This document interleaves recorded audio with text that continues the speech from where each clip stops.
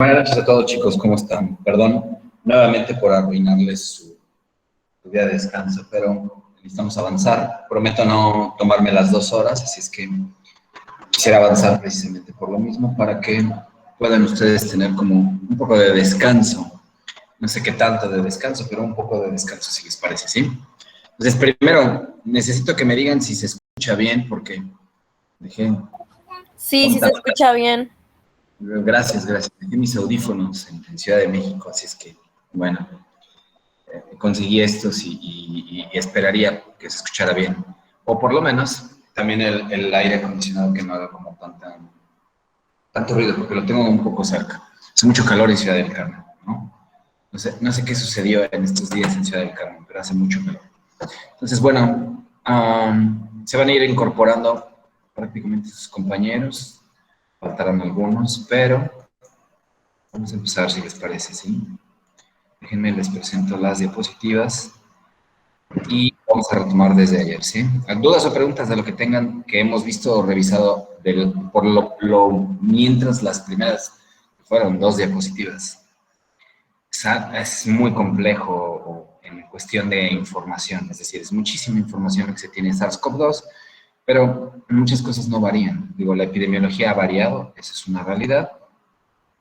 Por los casos, estaba haciendo la actualización de cuántos casos del año pasado que di la clase, que fue por ahí del 10 de octubre más o menos, hasta la fecha. Y ahora, en septiembre, pues eran como 88 millones de casos. Ahorita, si no mal recuerdo, hay más de 270 millones de casos. Así es que, muchísimos casos, ¿sí? Entonces, dudas o preguntas. ¿Se entendió qué pasa con cómo surgió, cómo, de acuerdo a la información que más se ha planteado por los organismos de salud a nivel mundial? Déjenme bajarle al aire, espérenme.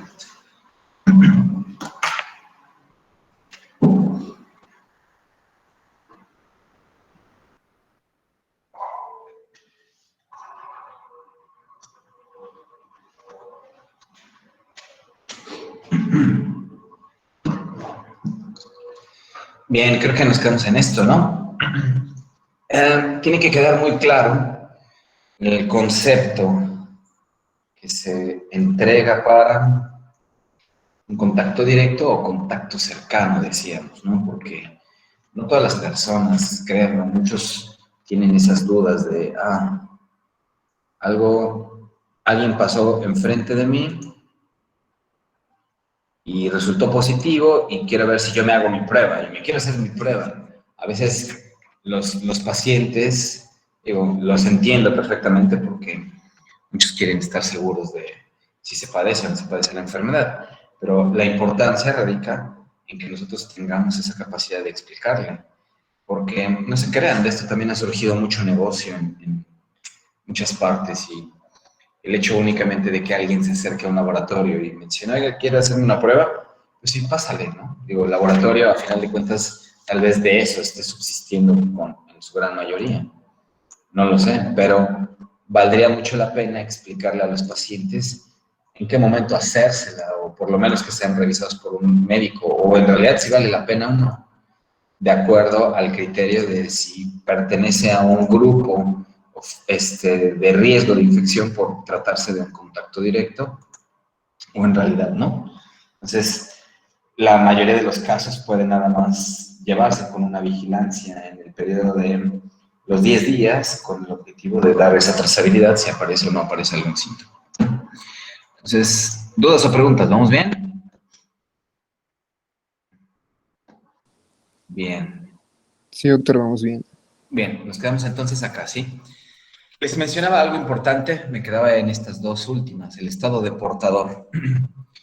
Siempre tengan en cuenta que para las infecciones se les puede considerar como asintomáticas o en estado de portador aquellas que tienen, que están dentro de la fase presintomática. Eso ya hablábamos desde historia natural de la enfermedad, que pasaba ahí, era un periodo de incubación porque se trataba de una enfermedad infecciosa, pero las personas, pues, algunas de ellas, y en un gran porcentaje, como lo ven acá, hasta un 45%, pueden pasar desapercibidas con los síntomas. Sin embargo, se debe entender que toda persona asintomática, toda, tiene una capacidad de infecciosidad o contagiar. Es exactamente lo mismo. ¿Bien?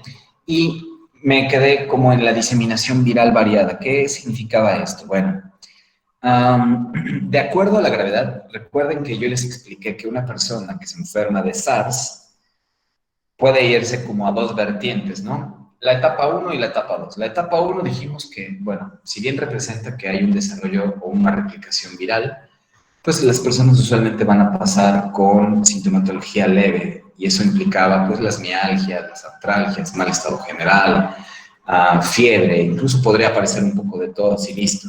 Pero cuando una persona ya se asociaba con tos y disnea, ya estaba en la etapa 2 y ahí decíamos que ya la persona pues tiene una infección en un tracto respiratorio inferior. Bueno, la diseminación viral variada implica en realidad de la gravedad de la enfermedad. Hace referencia a que las personas tienen una X cantidad de días en las que hacen un aclaramiento para que no se presente una positividad de carga viral. A eso se llama diseminación viral.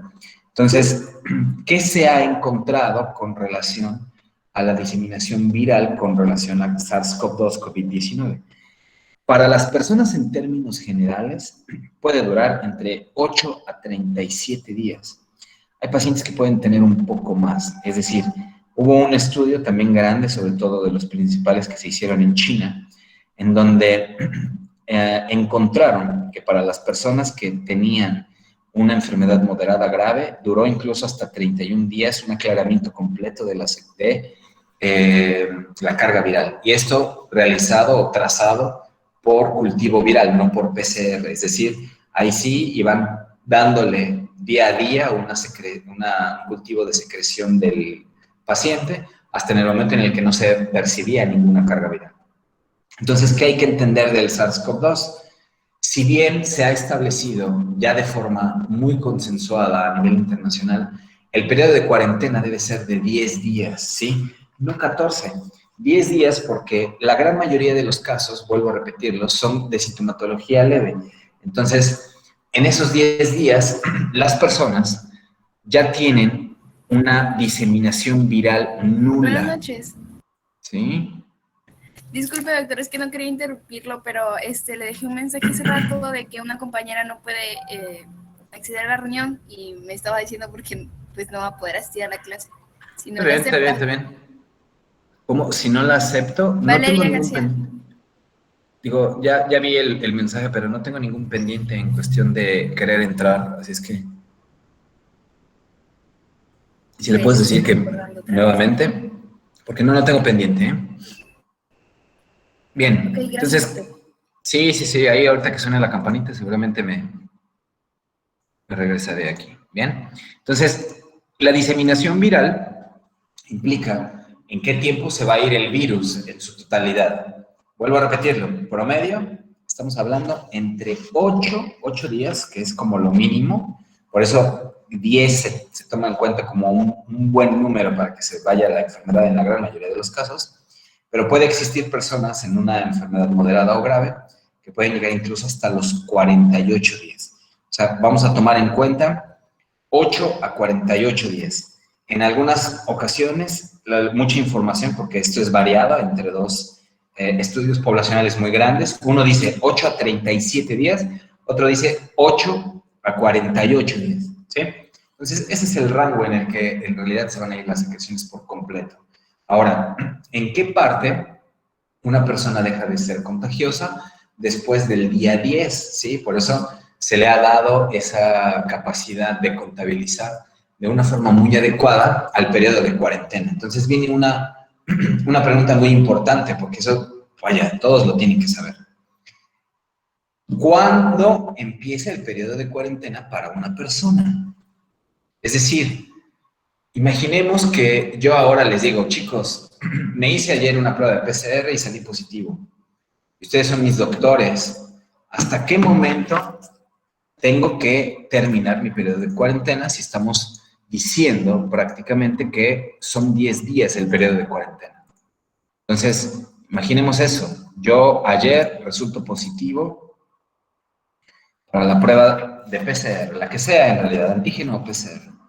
Ayer estamos hablando que fue día 15, miércoles. ¿Hasta cuándo tengo que terminar mi periodo de cuarentena y ya puedo reincorporarme a hacer cualquier tipo de actividad?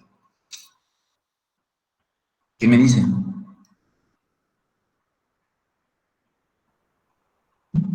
¿Nadie? ¿Hasta cuándo yo voy a tener? Ahora sí, pues ya puedo regresar al trabajo, ya puedo regresar a la escuela, ya puedo realizar actividades a nivel recreativo, social, lo que ustedes quieran y manden. ¿Qué día? ¿Cuándo empieza el periodo de cuarentena? Muy bien, esa es pregunta. Ok, a ver, otra vez. Correcto, ¿sí? Lo salvaste, porque esa iba a ser una pregunta de examen. Y como se ve que no les gusta leer mucho, bueno, se iba a quedar. Entonces, mi periodo de cuarentena, mi día 0 empieza en el día 1 de los síntomas. Y a partir de eso, entonces yo tengo que contabilizar 10 días y al finalizar el 10º día, al día 11, yo ya puedo reincorporarme sin ningún problema. ¿Qué pasa con las personas que son asintomáticas? Tienen que realizar un periodo de cuarentena a partir de la fecha en la que se toma como positiva la prueba, ¿sí? Eso es lo importante también para los asintomáticos. Puede que en ese periodo desarrollen síntomas, pero ya no nos interesan. Ya tengo una prueba positiva, ¿sí? Entonces, lo interesante con todas las personas es preguntarles cuándo inició su primer síntoma, ¿sí? Y aquí entonces vamos a contabilizar ese día como el día 0. Y de ahí en cuenta vamos a hacer 10 días para que yo pueda liberar a mi paciente, por lo menos, y lo más recomendable bajo una nueva revisión médica, pues para que se tenga ahora sí la certeza de que la persona se puede incorporar sin ningún problema. Ahora viene otra pregunta importante. Después de esos 10 días de periodo de cuarentena, ¿yo puedo tener síntomas? Sí, no, ¿y por qué? ¿Quién me dice?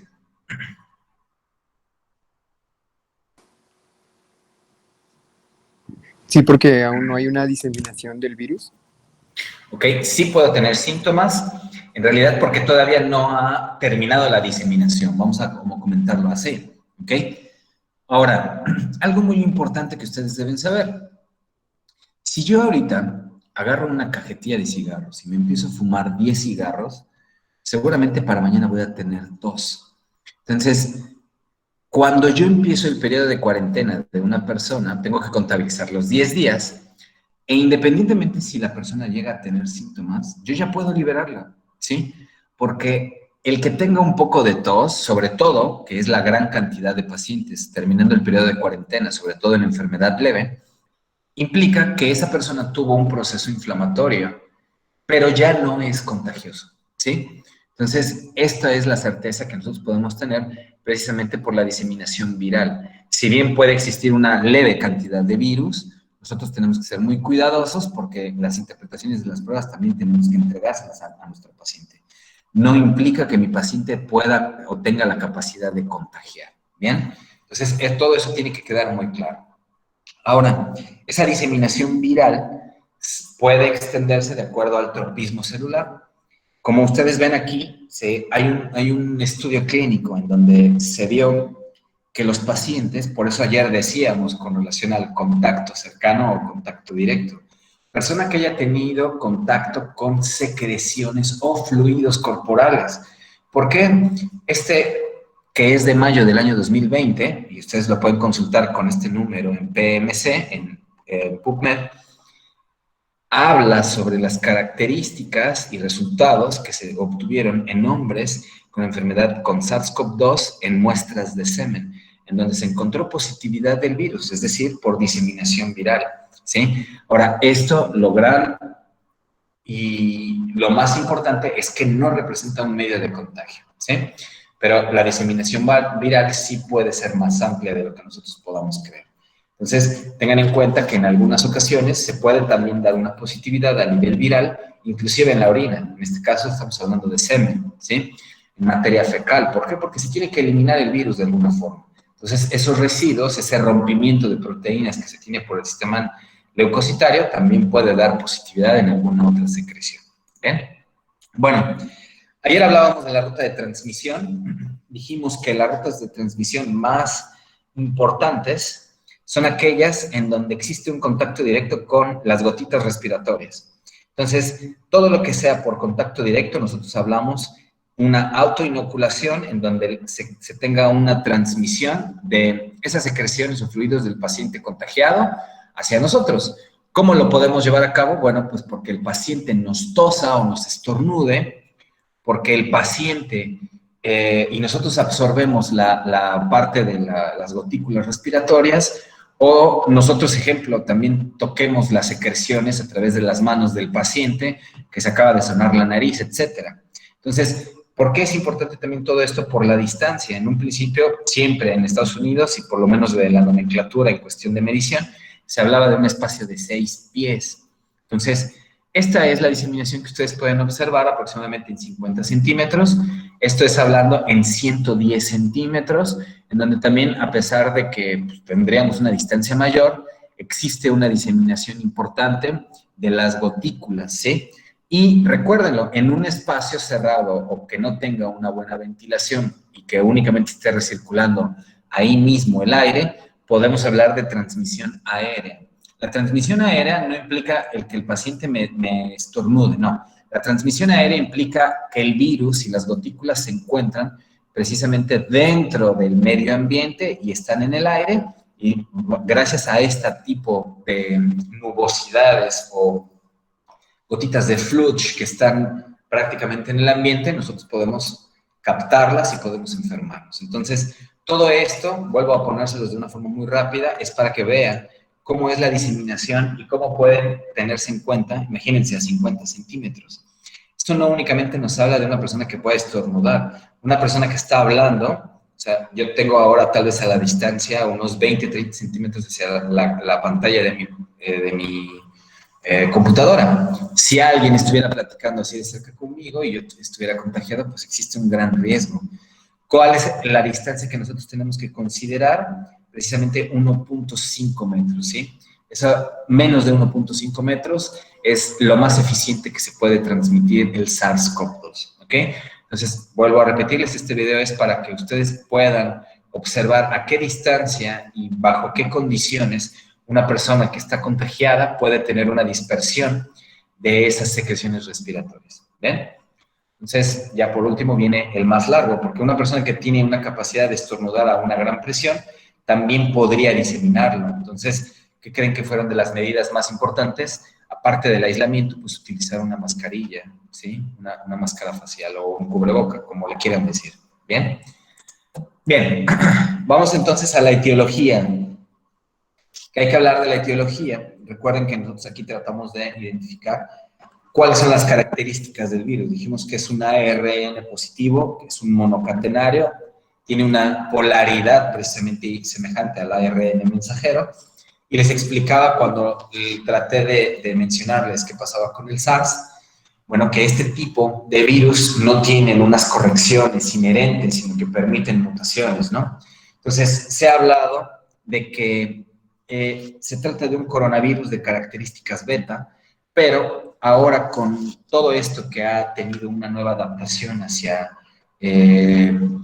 todos y cada una de las personas en diferentes partes del mundo, el virus tiene que encontrar la forma de subsistir y de encontrar replicación. Entonces, a razón de eso, se han determinado nuevas variantes. El día de mañana, con relación a cuando veamos y revisemos la vacunación, vamos a tratar de diferenciar, vaya, en palabras sencillas, porque es lo que un estudiante debe conocer, cuáles son esas grandes o pequeñas, no sé si decirlo, grandes o pequeñas, porque pueden existir muchas diferencias entre las variantes que existen de SARS-CoV-2. Pregunta importante que ya seguramente todos lo deben saber. ¿Cuál es la variante predominante actualmente? La Delta. Muy bien, Delta, ¿sí? ¿Originada en dónde? O más bien, localizada por primera vez gracias a un brote muy grande, ¿en dónde? En la India. Muy bien, ¿sí? Entonces, eso también deben conocerlo. O sea, porque todas las variantes han tenido una aparición importante de acuerdo a esas etnias, ¿no? Entonces, vuelvo a repetirlo, hay personas que pueden padecer una enfermedad mucho más grave o mucho más agresiva porque el virus se adaptó de una forma diferente a encontrar aquellas proteínas que le permitan una adhesión, ¿sí? Pertenece a un grupo 2B. Se habla en términos generales que los coronavirus, recuérdenlo, nos dan resfriado común. Existen tal vez unos 7, 8 tipos diferentes de coronavirus, con cada uno teniendo sus cepas importantes de división que pueden tener un contagio hacia el humano. Y recuerden que también hablábamos de virus que pueden contagiar hacia los animales, ¿sí? Entonces, tiene un 70%, desde que apareció el SARS-CoV-2, tiene un 70% de similitud con el virus SARS. O sea, es muy, muy, muy grande la similitud del virus que nosotros estábamos hablando del año 2002 y 2003. Y en el año 2012 y 2013 apareció el MERS, que es el de Medio Oriente, ¿sí? El Middle East. Por eso se le llama MERS. De hecho, el MERS no está erradicado al 100%. Pero este tipo de esquema nos habla, vaya, lo entienden muy bien de acuerdo a la clasificación de proteínas, pero nos habla cómo ha tenido un punto evolutivo de variantes proteínicas desde que se desarrolló o desde que se encontró la primera cepa y cómo ha tenido variabilidad de proteínas. Hagan de cuenta que desde el centro son las proteínas que se identificaron desde un principio. Conforme nos vamos alejando en los círculos, está haciendo también relación de cómo se está alejando en cuestión de tiempo y cómo ahora existe una variabilidad muy grande de proteínas del mismo virus, pero que mantienen, eso sí, un core. Por eso las vacunas están diseñadas para tratar de encontrar ese core del virus y que se pueda, y que sea útil a pesar de las variabilidades que pueda tener a través del tiempo el virus. ¿Bien? Entonces, las 70% de similitud con el virus SARS-CoV-1, recuérdenlo entre comillas 1, no porque se le haya dado esa nomenclatura, sino porque fue el primero. Y cuando nosotros tenemos mutaciones, y que ya de repente nos dicen, es que ya apareció la variante Mu, ya apareció la variante Lambda, son las últimas dos, de hecho la Mu es la más reciente, ¿sí? Estamos hablando de mutaciones en una espiga que se le conoce como la D614G. Esto ya es en terminología muy genética, microbiológica. Y esas mutaciones principalmente han surgido en todas partes del mundo, pero las más grandes que se tienen por lo menos en variabilidad genética han sido las de Norteamérica, en Europa, sí, sobre todo el Reino Unido. Aquí no está incluida la India, pero también sucedió en Australia una mutación importante. Así es que todas las mutaciones ahora están surgiendo, las de Latinoamérica, las gamma, por ejemplo, que fue mucho en Brasil, también tiene una diferenciación importante. Entonces, lo que sí deben conocer, por eso la pregunta era, ¿cuál es de estas la que ahora es predominante? ¿Por qué? Porque nosotros debemos saber qué características tiene y cómo proteger a la población. Y de las vacunas que se están aplicando, si en realidad nos van a proteger o no nos van a proteger. Bien, susceptible a altas temperaturas. ¿Qué significa esto? Bueno, al momento de que muchas personas comenzaron a estudiar el nuevo coronavirus, el SARS-CoV-2, se dieron cuenta que al manipular ese tipo de virus, en realidad este virus tenía una gran adaptación, tanto a variabilidad de humedad y variabilidad de temperatura, ¿sí? Entonces, este tipo de personas, a pesar de que podían vivir en una región u otra, a final de cuentas tenían una capacidad de contagiarse, ¿sí? Se ha visto inclusive que el virus, de acuerdo a medios importantes, ha tenido una adaptación a temperaturas muy extremas, ¿sí? Sin embargo, pasando los 65-70 grados centígrados, ahí ya se vuelve muy susceptible, muy vulnerable, ¿sí? Entonces, imagínense, ¿en qué momento vamos a alcanzar 65-70 grados centígrados? O sea, esto no es ni siquiera, vaya, ni en Ciudad del Carmen, estamos, no sé, como a 30 y cacho grados centígrados. Entonces, ¿a qué hace referencia esto? A que sí existe una buena adaptación a nivel global y por eso las temperaturas en las que se acopla, y a nivel mundial existe por lo menos todas las regiones ya infectadas con SARS-CoV-2, ¿sí? O sea, no es como un virus que digamos, bueno, fiebre amarilla, ¿no? Nada más en Caribe y algunas partes de Sudamérica y África, ¿no? En realidad tiene una muy buena adaptación. Al igual que sucede con la humedad, es decir, muy, muy, muy adaptable a condiciones extremas, ¿bien? Entonces, vamos a empezar a revisar un poco de los números, porque a razón de que nosotros entendemos números, por lo menos en SARS-CoV-2, y se los digo de una forma sincera, esto a mí me sirvió muchísimo desde que inició el brote epidemiológico, porque yo ya podía más o menos calcular de los brotes que tuve o de las personas que se me enfermaron en algún punto, cuántas sí se iban a poner grave. Entonces, si ustedes contabilizan, ¿sí? Imagínense que ustedes, de alguna forma, tienen... sucedió un caso muy reciente con un compañero de ustedes de una de las últimas generaciones, pero que se enfermaron de COVID y se enfermó una gran cantidad de personas en su familia porque se fueron a una fiesta, ¿no? Pero si nos vamos a la probabilidad, más o menos cerca de entre el 2 al 5% de las personas en realidad la van a pasar mal. Si hablamos que en esa fiesta, ejemplo, fueron 20 personas, pónganle ustedes, bueno, cerca del 2%, o sea, estamos hablando menos, en realidad, menos de 2 personas, que es una realidad, pues van a ponerse graves, pero si es que todas se contagiaron, ¿no? Si nosotros hacemos ese traslape a una población general, tendremos por eso los casos que existen a nivel hospitalario.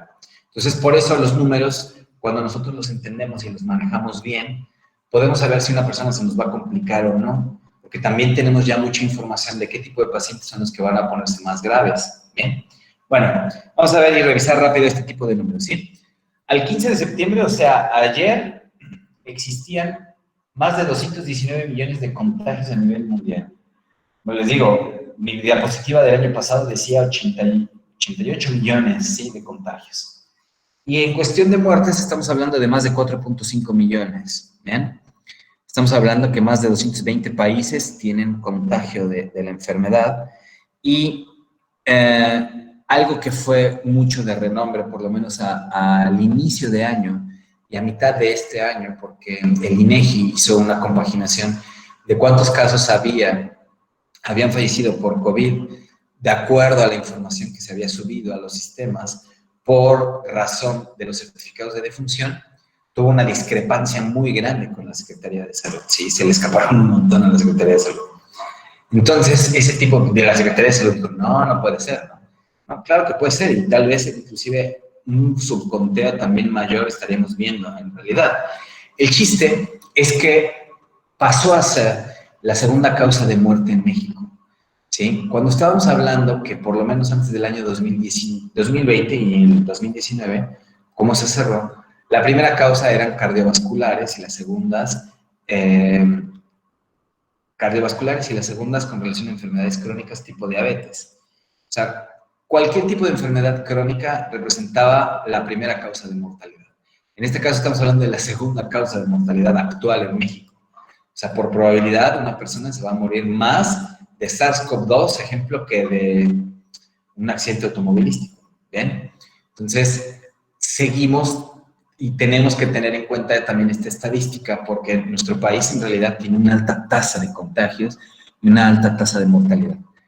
Antes de mi viaje, estaba leyendo un poco las estadísticas que había de SARS-CoV-2 en ciertos países, y me llamó mucho la atención, no sé si ustedes a lo mejor lo vieron, pero en la semana pasada hablaban de que en Islandia había sucedido un nuevo fallecimiento de SARS-CoV-2.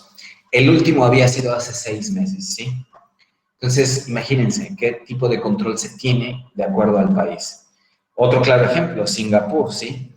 Singapur hasta el momento tiene cerca de unos 55, 56 pacientes fallecidos desde que inició la pandemia. 56, o sea, nosotros estamos hablando de 270.897 muertes hasta el día de hoy. O sea, ese tipo de cuestiones no únicamente son genéticas, sino son también condicionantes físicas y que tienen mucho que ver para que se padezcan enfermedades graves como hipertensión o como diabetes y que sean coadyuvantes para propiciar un sistema inflamatorio mucho mayor cuando se adquiere COVID-19. ¿Ok? Entonces, nosotros tenemos ya una información actual con relación a algo que se conoce como el número de reproducción básico.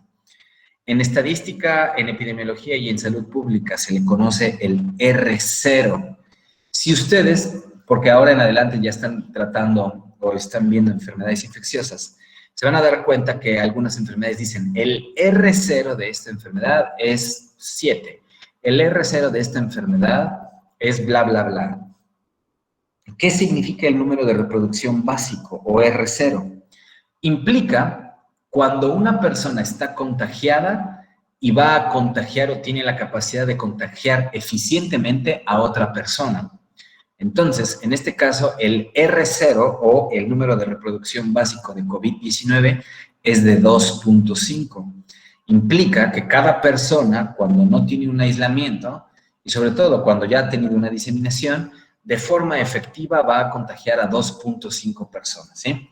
Entonces, esto no es tan alto. El R0 o número de reproducción básico de sarampión es de 12, ¿sí? Entonces, vaya, hay una gran diferencia.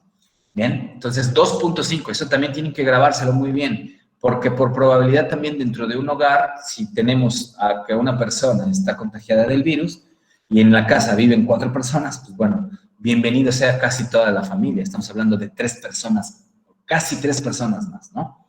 Entonces, por eso es importante que nosotros tengamos en cuenta la definición de contacto directo o contacto cercano. Una persona que vive con una persona contagiada, ¿sí?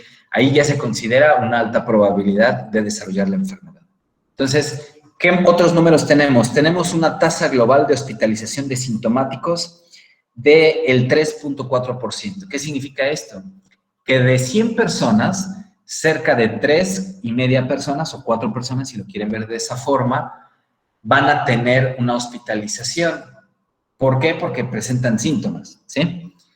Y aquí viene otro que ya más o menos lo repasamos en la diapositiva anterior, tasa de infección asintomática, 35 al 45% de los casos, eso se los expliqué ayer. Si nosotros contabilizamos el número total de pacientes con COVID, se les haya hecho, no se les haya hecho una prueba, pero que en este momento estén padeciendo COVID, el 35 al 45% son asintomáticos, es decir, tienen el virus, no saben que tienen el virus y no presentan síntomas, o sea, eso es muy alto, ¿sí? Muchas personas por eso pasan desapercibidas, se sienten bien, nunca tuvieron absolutamente ningún síntoma, siguen teniendo la actividad que ellos quieren dentro de sus trabajos, escuelas, conocidos, círculos sociales y lo que ustedes manden, y entonces se genera una tasa de transmisión mucho más alta, ¿bien? Esto también ténganlo en cuenta. 35 al 45% de las personas son asintomáticas. Porcentaje de transmisión antes del inicio de los síntomas, el 40%. ¿Qué significa esto? Vamos a ver, ¿quién me dice cuál es el periodo de incubación de SARS-CoV-2? ¿En días? 48 horas. Ajá, 48 horas como mínimo, muy bien. Ajá. Días. ¿Y hasta cuántos días se puede presentar el periodo de incubación? 14 días. 5 días. 14. No vamos a decir más de 14, más de 7. No. Eso ya está también totalmente establecido. 48 horas o 2 días, que es exactamente lo mismo, a 14 días es el periodo de incubación, ¿sí? Entonces, si yo tengo como más probabilidad, imagínense que hoy yo estoy en contacto directo sin ninguna protección con una persona con COVID-19. Yo hoy no voy a presentar síntomas, mañana tampoco, pasado mañana tampoco, 48 horas, muy probablemente libre de síntomas. Bueno, este número que les presento es que cualquier persona, ¿sí?, de las que se contagie por COVID-19, si igual hacemos una sumatoria en porcentaje, el 40% se contagia de una persona que está en el periodo de incubación, ¿sí? O sea, esto es muy importante, chicos. Por eso, muchas veces, dentro de los sistemas de salud se ha determinado de que si tú sabes de forma inmediata el que tú has estado en contacto con una persona positiva, lo primero que tienes que hacer es tener un resguardo domiciliario, ¿sí? ¿Por qué? Porque el 40% de las personas que adquieren la enfermedad se contagian gracias a personas que están en el periodo de incubación, o sea, que están entre la fase presintomática. O sea, imagínense que yo ando por la calle, ya tengo COVID, no tengo absolutamente ningún síntoma, yo soy una persona en la fase presintomática, yo estoy en el periodo de incubación. Bueno, yo tengo capacidad de contagiar a las personas, ¿sí? Y las personas en términos generales, el 40% de ellos va a contagiarse de estas personas asintomáticas. Imagínense, o sea, un gran porcentaje de las personas no saben ni de dónde les vino el virus. Ahora, un 60% se contagian de personas sintomáticas, es decir, que sí estuvieron en contacto cercano de una persona o que le dolió la cabeza, o que estuvo tosiendo, o que tuvo fiebre, o que tuvo secreción nasal, rinorrea, etcétera, etcétera, etcétera. Pero yo pensaría como médico en un principio, digo, pues el periodo de incubación tal vez no sería como tan importante. No, hombre, es muy importante, ¿sí? Porque muchas personas se contagian gracias a personas que están en ese periodo de incubación, ¿bien? 40% de ellos. Y ahora, viene una de las claves que por lo menos a mí, este número fue un número mágico que apareció tal vez como a los 4 meses, 5 meses de que inició la pandemia. Se determinó un número en donde la gran mayoría de personas presentaba síntomas después de haberse expuesto al virus, ¿sí? Vuelvo a repetir, ¿quién me dice cuál es el periodo de incubación de COVID-19? De 48 horas a 14 días. Muy bien, De ¿eso 2 a quedó totalmente claro? Muy bien, creo que quedó totalmente claro, ¿no? Entre 2 a 14 días. Bien, Profe, disculpe, adelante. entonces, por ejemplo, si alguien convive con alguien que tuvo COVID, pero no presentó síntomas, entonces, esta persona tiene ese lapso de 14 días para, o sea, Por para, supuesto. pero después de ese lapso de 14 días, si es una persona sintomática, que no, o sea, que ni siquiera nota que está contagiada, pero ve los síntomas como muy normales, no sé cómo explicarlo, por ejemplo, ¿Ya puede hacer sus actividades? ¿A eso te refieres? ajá, o sea, de que, por ejemplo, después de esos 14 días y como que ya le cayó el 20 de que realmente sí estaba contagiada, después de esos 14 días ya puede seguir con sus actividades normales, aún así ella no haya respetado esos 14 días como de cuidado porque no sabía que estaba contagiada. Eso es muy importante, ¿sí? O sea, imaginemos la siguiente situación, a ver si te entendí tu ejemplo. Supongamos que yo ayer estuve con mi familia, porque fue una realidad, ¿no? Y que de repente hoy mi hermano me dice, oye, ¿y sabes qué? Hoy me fui a hacer una prueba y tengo COVID-19. Yo conviví ayer con mi hermano sin cubrebocas y sin nada, ¿no? Lo primero es que yo sé que yo ya soy un contacto directo, ¿están de acuerdo? Porque yo conviví con mi hermano sin ninguna protección, sin ninguna cubrebocas, estando platicando de una forma muy, muy amena en casa, menos de 1,5 metros de distancia. Y entonces resulta que yo sé que tengo que guardar un aislamiento domiciliario porque a partir de ayer yo contabilizaría 14 días como probables de aparición de síntomas, ¿sí? De la enfermedad por el periodo de incubación. Si yo en esos 14 días, ejemplo, mañana tengo que ir a mi trabajo, ok, yo ya estoy poniendo en riesgo a una persona, ¿sí? Y más si yo no tengo los cuidados como no lo hice al estar con mi familia, ¿bien? Supongamos que llega el día 10 y yo no me he enfermado, y yo digo, ya, voy a una carnita asada. Pero ¿qué pasa si el día 11 yo presento síntomas? Bueno, muy probablemente el causal fue mi hermano, ¿sí? Porque todavía estoy dentro del periodo de incubación. Ahora, a partir, y eso también lo dejé claro en la diapositiva anterior, ¿cuándo tengo que empezar mi periodo de cuarentena? A partir del primer síntoma, pero por ejemplo, Correcto, ya usted ¿sí? comentaba que había personas que ni siquiera sabía de dónde se habían contagiado. Claro, muchas de ellas no saben. Imagínate, te pregunto a ti, ¿tú me puedes decir hace 8 días con quién estuviste? La verdad no me acuerdo. Listo, así de sencillo. Imagínate las personas que en este momento están a lo mejor, que ayer pasaron una noche mexicana, que ayer convivieron con más amigos, que estuvieron con más familia. O O sea, en realidad no sabes ni de dónde viene, ¿sí? Por eso ahorita les iba a explicar el número mágico que viene abajito, ¿sí? Entonces, al punto al que voy es, yo puedo estar dentro de ese periodo de 14 días y todas las personas con las que yo haya convivido sin tener las precauciones, porque eso es importante, ¿eh? Sin tener las precauciones y de acuerdo a la definición de un contacto directo o de una persona de contacto cercano, como lo quieran ver, ayer lo platicábamos que puede ser diferenciado en cualquiera de los dos conceptos. Entonces, yo tendría la sospecha, ¿sí? Ahora, yo voy a ser muy claro también con algo. La forma de contagio de una persona, en la gran mayoría de los casos, viene de la familia, ¿bien?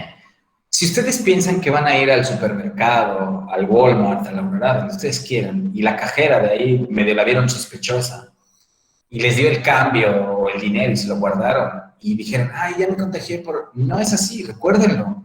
Requiere tiempo de exposición, requiere carga viral, requiere ser que se hayan vulnerado todas esas barreras que no me protejan. O sea, yo en realidad me voy a contagiar de una persona que es cercana a mí. Eso tiene que quedarse muy claro, ¿eh? Entonces, a la pregunta que ustedes hacían es si yo puedo en esos 14 días presentar síntomas. Claro, imagínense que yo presento síntomas el día 13. O sea, supongamos que soy súper obediente, ¿no? En el mismo ejemplo de mi hermano. Ayer me dice, hoy me dice, ¿sabes qué? Hoy salí positivo. Y yo de repente empiezo a hacer, pues, mi conteo de esos 14 días. Y de repente, por mala suerte, al día 13 empiezo con fiebre, empiezo con mialgias, artralgias, empiezo con tos, ¿sí? Yo tengo que empezar, ese es mi día 0, y al día siguiente mi día 1, y así hasta terminar 10 días, ¿correcto? Entonces, ¿por qué ahora tiene que ser más difícil la medición? ¿Y por qué ahora tengo que explicarles esto? Que por lo menos para mí es lo más importante de los grandes y las grandes definiciones que se han consensuado a nivel internacional. CDC, Ministerio de Salud de China, de Europa, bla, bla, bla. Todos los que se dedicaron a estudiar esta enfermedad encontraron que una persona que tiene contacto con algún contagiado, con una persona con COVID-19, lo más probable que va a suceder la aparición de síntomas es al día 5.7, ¿sí? Ese es el número mágico, 5.7. Van a decir, oiga, ¿cómo es el día 5.7? ¿Sí? Pues prácticamente habría que dividir el día, ¿sí? Y nosotros en el punto 7, pues decimos, pues aquí es cuando va a aparecer. Pues para mayor facilidad vamos a tomar en cuenta el día 5 y el día 6. ¿Qué significa esto? Vuelvo al ejemplo de mi hermano, ¿sí? Mi hermano hoy me dice que salió positivo. Yo lo vi ayer. Hoy es viernes, ¿sí? Hoy es mi día 1. No, hoy es jueves, perdónenme. Hoy es jueves, hoy es el día 1. Viernes es el día 2. Sábado, día 3. Domingo, día 4. Lunes, día 5. Martes, día 6. Por probabilidad, el 97, ese número grábenselo también, el 97% de los casos tiene síntomas en el día 5 o 6, ¿sí? Esto se vuelve mucho más fácil. ¿Por qué lo digo? Y yo lo he puesto mucho en práctica. Porque una persona, cuando a mí me dice, oiga, doctor, no se malito, revíseme, que bla, bla, bla, o yo los reviso porque tienen COVID, yo empiezo a platicar con ellos. Y cuando ya tienen síntomas, yo les pregunto, ¿cuándo empezaron sus síntomas? No, pues fíjese que empezaron ayer. Entonces, si hacemos ese conteo, ayer fue miércoles. Yo lo que les explico a mis pacientes es, bueno, usted es contagioso por lo menos desde el día lunes 13, ¿bien? Sin embargo, por probabilidad, usted se contagió el día viernes, ¿sí? Por probabilidad, porque el 97% de las personas va a tener síntomas en el día 5.7, es decir, entre el día 5 y el día 6. Así de sencillo, ¿sí? 97% estamos hablando de un gran número de personas, ¿bien? O sea, solamente el 3% puede tenerlo a los 2 días, al día 7, al día 8. Y una realidad es que después del día 5 y del día 6, la probabilidad de que se presenten síntomas disminuye, pero sustancialmente, ¿bien? Entonces, ¿qué tengo que tener en cuenta? Cuando una persona a mí me pregunta, oiga, doctor, fíjese que ayer me notificaron que una de las personas con las que comí resultó positiva. por favor hágame una prueba o mándeme a hacer una prueba. Yo lo primero que les digo, no te voy a hacer ninguna prueba, ¿sí? En principio porque tú conviviste ayer con esa persona, ¿sí? Y tú estás todavía en el supuesto de que te hayas contagiado, estás en el periodo de incubación. Lo que nosotros tenemos que hacer es vigilar si aparecen síntomas. Y lo que tienes que tener muy en cuenta es tu día 5 y tu día 6. Si en esos días aparecen síntomas, o antes inclusive, pues bueno, con mucha certeza te podré decir, tú tienes alta probabilidad de ser positivo para la enfermedad por COVID-19. ¿Y por qué también se vuelve un número mágico? Porque para personas, porque sí existen, y yo las tengo como pacientes muchas veces, me dicen, doctor, fíjese que ayer conviví con la persona, ayer conviví con mi tía, hágame una prueba. No te la voy a hacer. Lo que primero necesito que, o sea, yo soy consciente, créanlo, a mí lo que menos me importa, créanlo, es que cobrarle a una persona una prueba. No. Yo lo que quiero es que la persona tenga totalmente certeza, porque si hoy yo le hago una prueba a esa persona, me va a salir negativa y a los 5 días me va a hablar y me va a decir, doctor, no sé qué, tengo síntomas, vuélvame a hacer otra prueba. Entonces, lo que yo tengo que explicarle a una persona es que, mira, contabiliza. Tú viste ayer a tu familiar, ¿no? Que está positivo ahora con COVID. Contabiliza jueves, contabiliza viernes, sábado, domingo y lunes. Si tú para el lunes no has presentado síntomas, bueno, vamos a hacer una prueba para que estés seguro, ¿bien? Pero únicamente bajo esa condición. Que bien todavía puede, recuérdenlo, estar en el periodo de incubación hasta 14 días. Pero recuérdenlo, después del día 5 y después del día 6 es mucho menos probable que ya se presenten síntomas. Sí aparecen, porque eso hay que decirlo, sí aparecen, pero es menos probable. Entonces recuérdenlo que en la medicina nosotros tenemos que jugar mucho con esas probabilidades. Si yo veo a un paciente, yo le tengo que decir, tú eres contagioso desde hace 5 días por lo menos, ¿bien? Ese tiene que ser el entendimiento para la enfermedad de COVID. Esto es algo totalmente clave y totalmente clave para ustedes, para sus familiares y para sus amigos. Oye, fíjate que ya empecé con síntomas. Ajá. Fíjate que hoy, justo en la mañana, empecé con fiebre y con tos y me duele mucho la garganta. Ah, pues bien. Tú eres contagioso mínimo desde hace 2 días, pero con mayor probabilidad eres contagioso desde hace 5 días. El 97% de los casos resulta positividad de síntomas al 5.º y 6.º día. ¿Se entendió y quedó claro eso, chicos? ¿Hay alguien que no haya entendido lo que acabo de explicar? Sí, doctor, quedó claro. Pero tengo una pregunta. Adelante. Bueno, entonces, es cierto que en el periodo de incubación, sobre todo en los inicios de la incubación, la prueba no lo puede detectar. Pero, claro. Por ejemplo, creo que es 3 días lo que se necesita para la PCR, que ahí sí la puede detectar, creo, no estoy muy seguro. Claro, claro. Entonces, si, por ejemplo, alguien que, o sea, también he sabido que, o sea, el otro 3%, pues, de los 97, de los 100, que mencionó que el 97 aparece el 5.º al 6.º día, pero imaginando que una persona es muy meticulosa, ¿serviría la prueba, o sea, después del periodo claro, como de los 3 días en los que puede detectar, aunque esté en incubación, para descartarlo? O sea, bueno, ya salió negativo, entonces dices, bueno, entonces no lo tengo, ya no tengo que seguir esperando. No, o sea, si tú realizas, imaginemos ese caso, ¿no? El que tú planteas. Una persona se contagió o estamos en que probablemente se contagió y dice, bueno, yo tuve contacto con la persona ayer y me hago mi PCR al día 3, ¿no? Y de repente me hago mi PCR y resulta negativa. Entonces, muchas de esas personas se quedan con la idea de que en realidad son negativas. Y no necesariamente. Recuérdenlo, ¿por qué? Porque el periodo de incubación resulta incluso hasta 14 días positiva. Entonces, yo, y se los digo de una forma sincera, porque se practica en todo el mundo, cualquier persona médica que tenga conocimiento médico responsable, no le va a mandar a hacer la prueba en el 3.er día a una persona que ya tenía contacto. Se la va a mandar por lo menos en el 5.º o 6.º día, ¿sí? Que es mucho más específico ese momento. ¿Bien? Ok. Justo eso es lo que quería saber. Muchas gracias. 5.º. Ahora sí, supongamos que tu persona que tú planteaste es asintomática y sigue siendo asintomática. Entonces, el mejor momento que yo le digo a esa persona que se haga la prueba PCR, háztela en el día 5 o en el día 6, ¿sí? Y punto. Ahora sí, resulta negativa, yo le puedo decir a la persona, ok, resultaste negativa. Y con mayor probabilidad, en un gran número, tú eres negativo, ¿sí? Sin embargo, todavía tienes que vigilar por lo menos unos 7, dependiendo qué día estemos, 7 días más tu aparición de sintomatología. ¿Es menos probable? Eso es una realidad. Pero también sucede.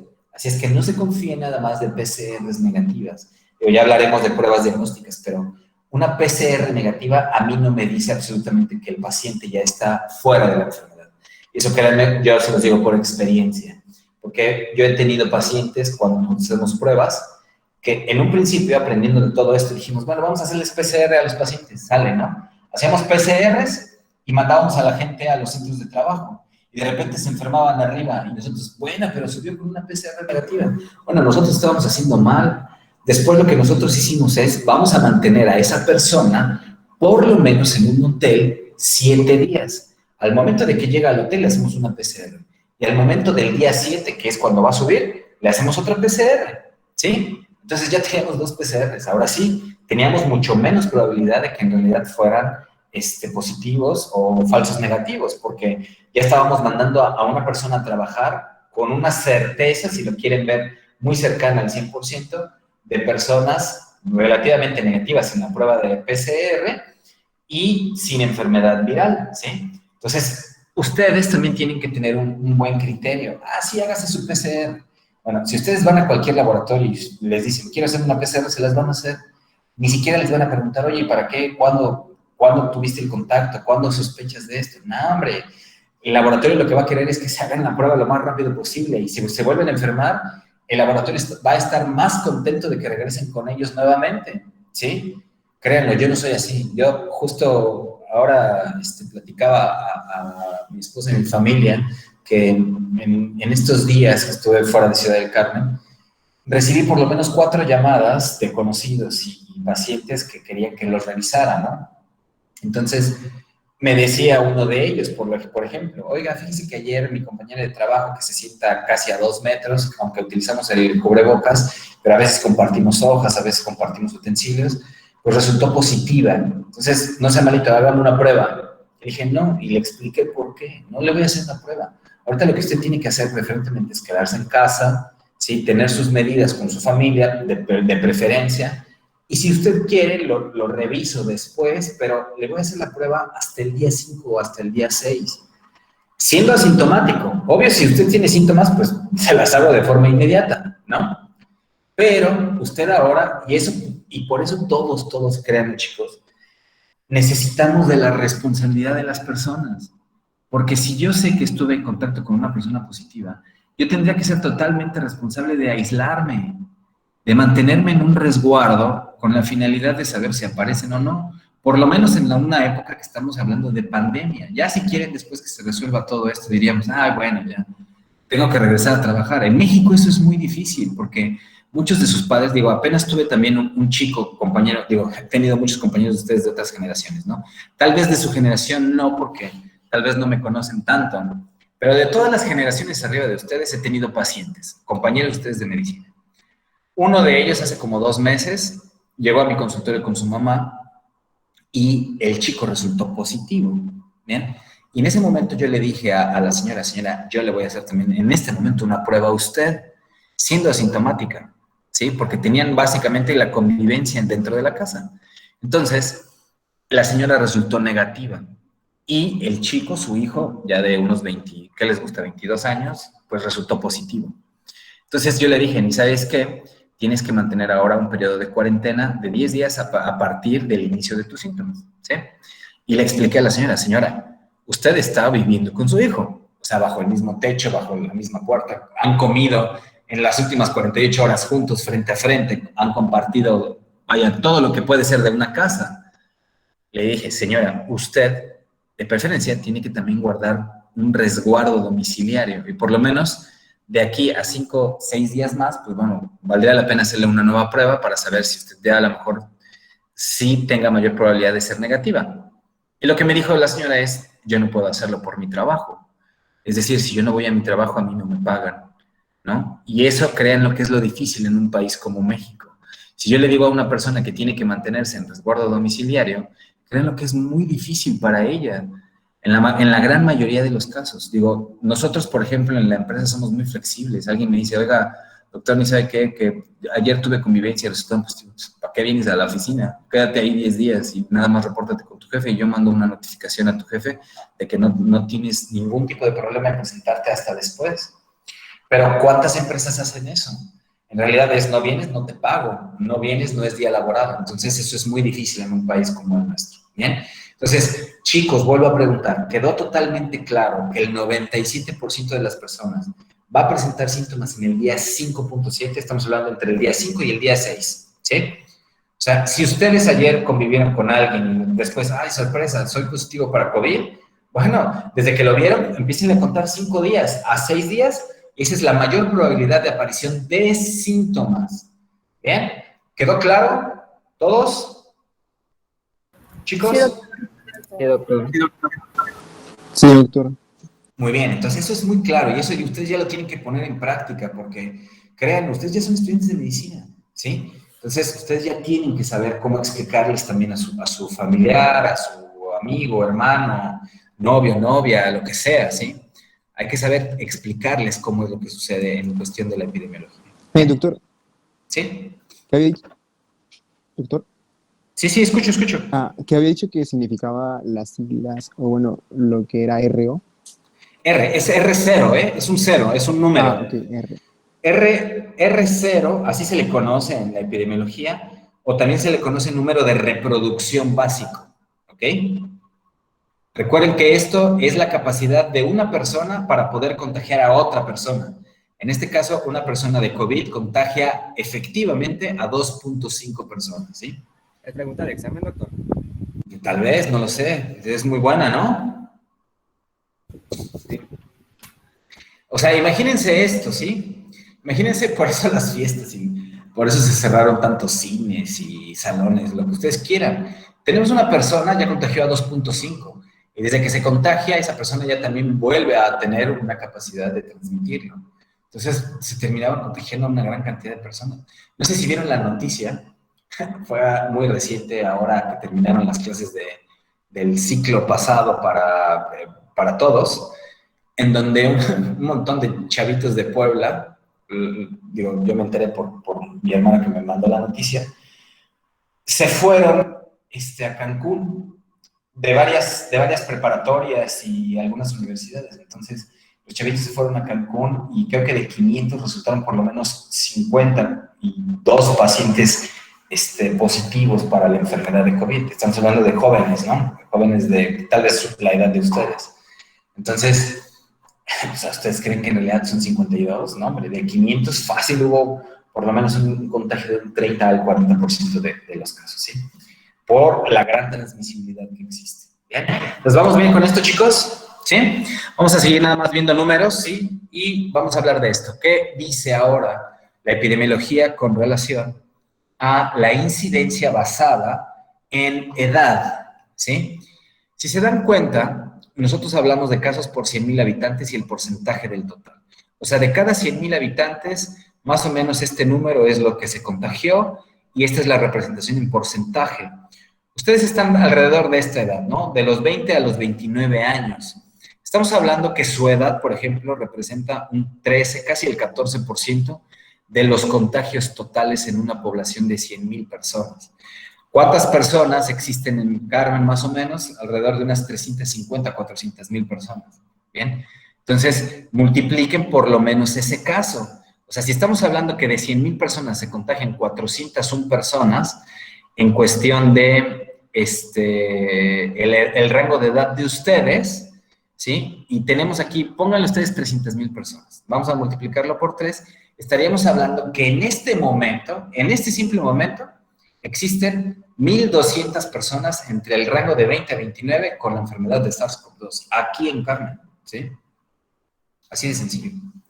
Entonces, ustedes tienen que ver esa información, porque todos los subconteos de que, ay, sí, nada más hay 3 pacientitos en la UMF4, hay 8 pacientitos en el Quiroga, no, hombre, de esos son los graves y muy probablemente los que decidieron llegar al hospital, más los que están bien graves y no quisieron ni oler el hospital, ¿sí?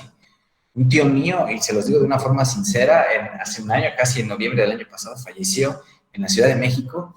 Mi tío tal vez arriba de los 75 o 77 años. Y él, o sea, todo disneyco, porque eso es una realidad, él decía, yo no quiero ir al hospital, y no quiero ir al hospital. O sea, ya en realidad, hasta que creo que se estaba ya como fatigando y en realidad ahogando, fue que dijo, sí, llévenme, y lo llevaron a la raza y le dijeron, bueno, pues ya es muy difícil. Falleció desafortunadamente como a los 2 días de que ya estaba ingresado en el IMSS. Entonces, imagínense cuántas personas, y se los digo de una forma sincera, no quieren ni pisar un hospital. Aparte porque la tasa de efectividad para recuperar a un paciente es muy baja en México, ¿bien? Entonces, vean por lo menos cuánto es el porcentaje total de los pacientes. ¿Quiénes representan el mayor porcentaje? Pacientes de 50 a 59 años, ¿sí? Son tal vez los que son más vulnerables. Es el rango de edad más vulnerable si ustedes lo quieren ver de esa forma, ¿bien? Entonces, su rango de edad no está como muy lejos de esto. O sea, si bien sí son unos 5% mayor, más o menos, pero su rango de edad yo les puedo decir que son los que más movilidad tienen y por lo menos los que más transmiten. Son los que más salen a echar la pachanga, a irse al bar, a irse de vacaciones. Y son los que llegan y enferman, no sé, al abuelito, al tío, al papá, etcétera. ¿Bien? Entonces, todos tienen, y esto también es importante para que ustedes analicen cuáles son los porcentajes de edad que se pueden llegar a contagiar. ¿Bien? Entonces, por sexo, mujeres, 406 casos por 100,000 personas, y en hombres 401 casos por 100,000 personas. O sea, podríamos hacer una inferencia que no es significativa, eso es una realidad. 5 pacientes más mujeres que hombres, pero créanlo, eso, si nosotros hablamos de estadística epidemiológica, eso no es significativo. Entonces, nosotros tenemos que hablar de la enfermedad de COVID-19 que afecta por igual al sexo masculino y al sexo femenino, ¿ok? Y la mediana de edad es 48 años. Bien, esto también es muy importante, porque a razón de eso es cuando se implementaron estrategias dirigidas para las poblaciones. O sea, ¿por quiénes empezaron a vacunar? Pues bueno, por los de arriba de 60, después de 50 a 60, después de 40 a 50. Porque las tasas de mayor contagio y peligrosidad, si la quieren ver también de esa forma, se ubicaban después de este año. Bien, la mediana son 48 años como lo más significativo para el contagio de enfermedad. Bien. Hablando en cuestión de raza, blancos el 36% de los casos, hispanos el 33%, raza negra el 22%, asiáticos 4% de los casos, nativos el 1.3% de los casos. ¿Muy bien? Nativos, hablo de etnias, ¿sí? Porque existen, también en México existen etnias y también se enferman. ¿Bien? Entonces vamos ahora, tasa de mortalidad actual. Esta es actualizada hasta el día de ayer. La tasa de mortalidad es muy baja, si se dan cuenta. Estamos hablando de 2.07% de las personas. En México, por supuesto, es mucho mayor, pero si hablamos a nivel internacional de la enfermedad, el 2.07% de todos los contagiados se han muerto. Eso es un número muy grande, ¿bien? Porque vuelvo a repetirlo, estamos hablando de contagios de millones, no estamos hablando de contagios de miles, como sucedió con el primer SARS. Recuerden, les presentaba por eso la estadística, 8,000 contagios, ¿sí? Entonces, aquí estamos hablando de millones y hablar de 2.07, por eso tenemos una cifra de muertos muy, muy, muy extensa. ¿Bien? Entonces, ¿sí se entienden las palabras morbilidad y mortalidad, chicos? ¿Sí se sabe qué es morbilidad y qué es mortalidad? Sí, doctor. ¿Qué es morbilidad? A ver. La cantidad de personas que están enfermas. Ok, que presentan una condición de enfermedad. Y mortalidad, por supuesto, las personas que se mueren, ¿no? Digo, es más que claro eso. Entonces, a razón de esta diapositiva, tenemos que quienes se enferman más que tienen una condición, es decir, que tienen una morbilidad.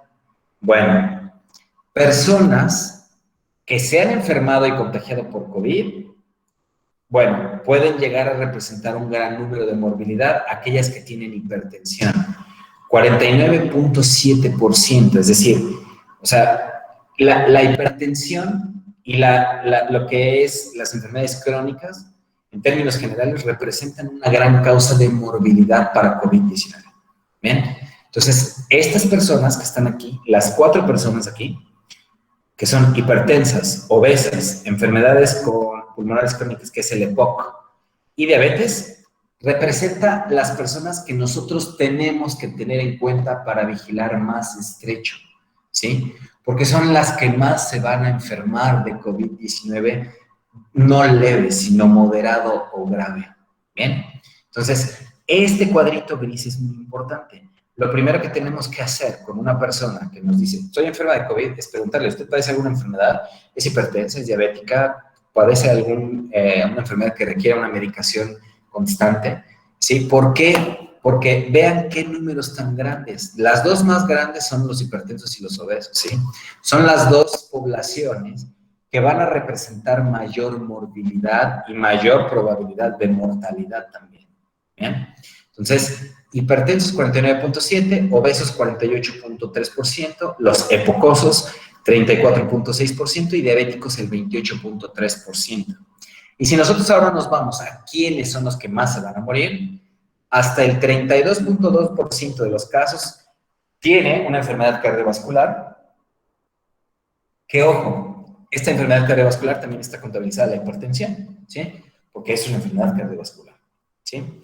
Diabéticos, estamos hablando del 30.2%, epocosos 17.5%, enfermedad renal, ya sea aguda o crónica, 7.6%, y la inmunodepresión 5.3%. Entonces, vamos a decirlo en términos que entendamos todos.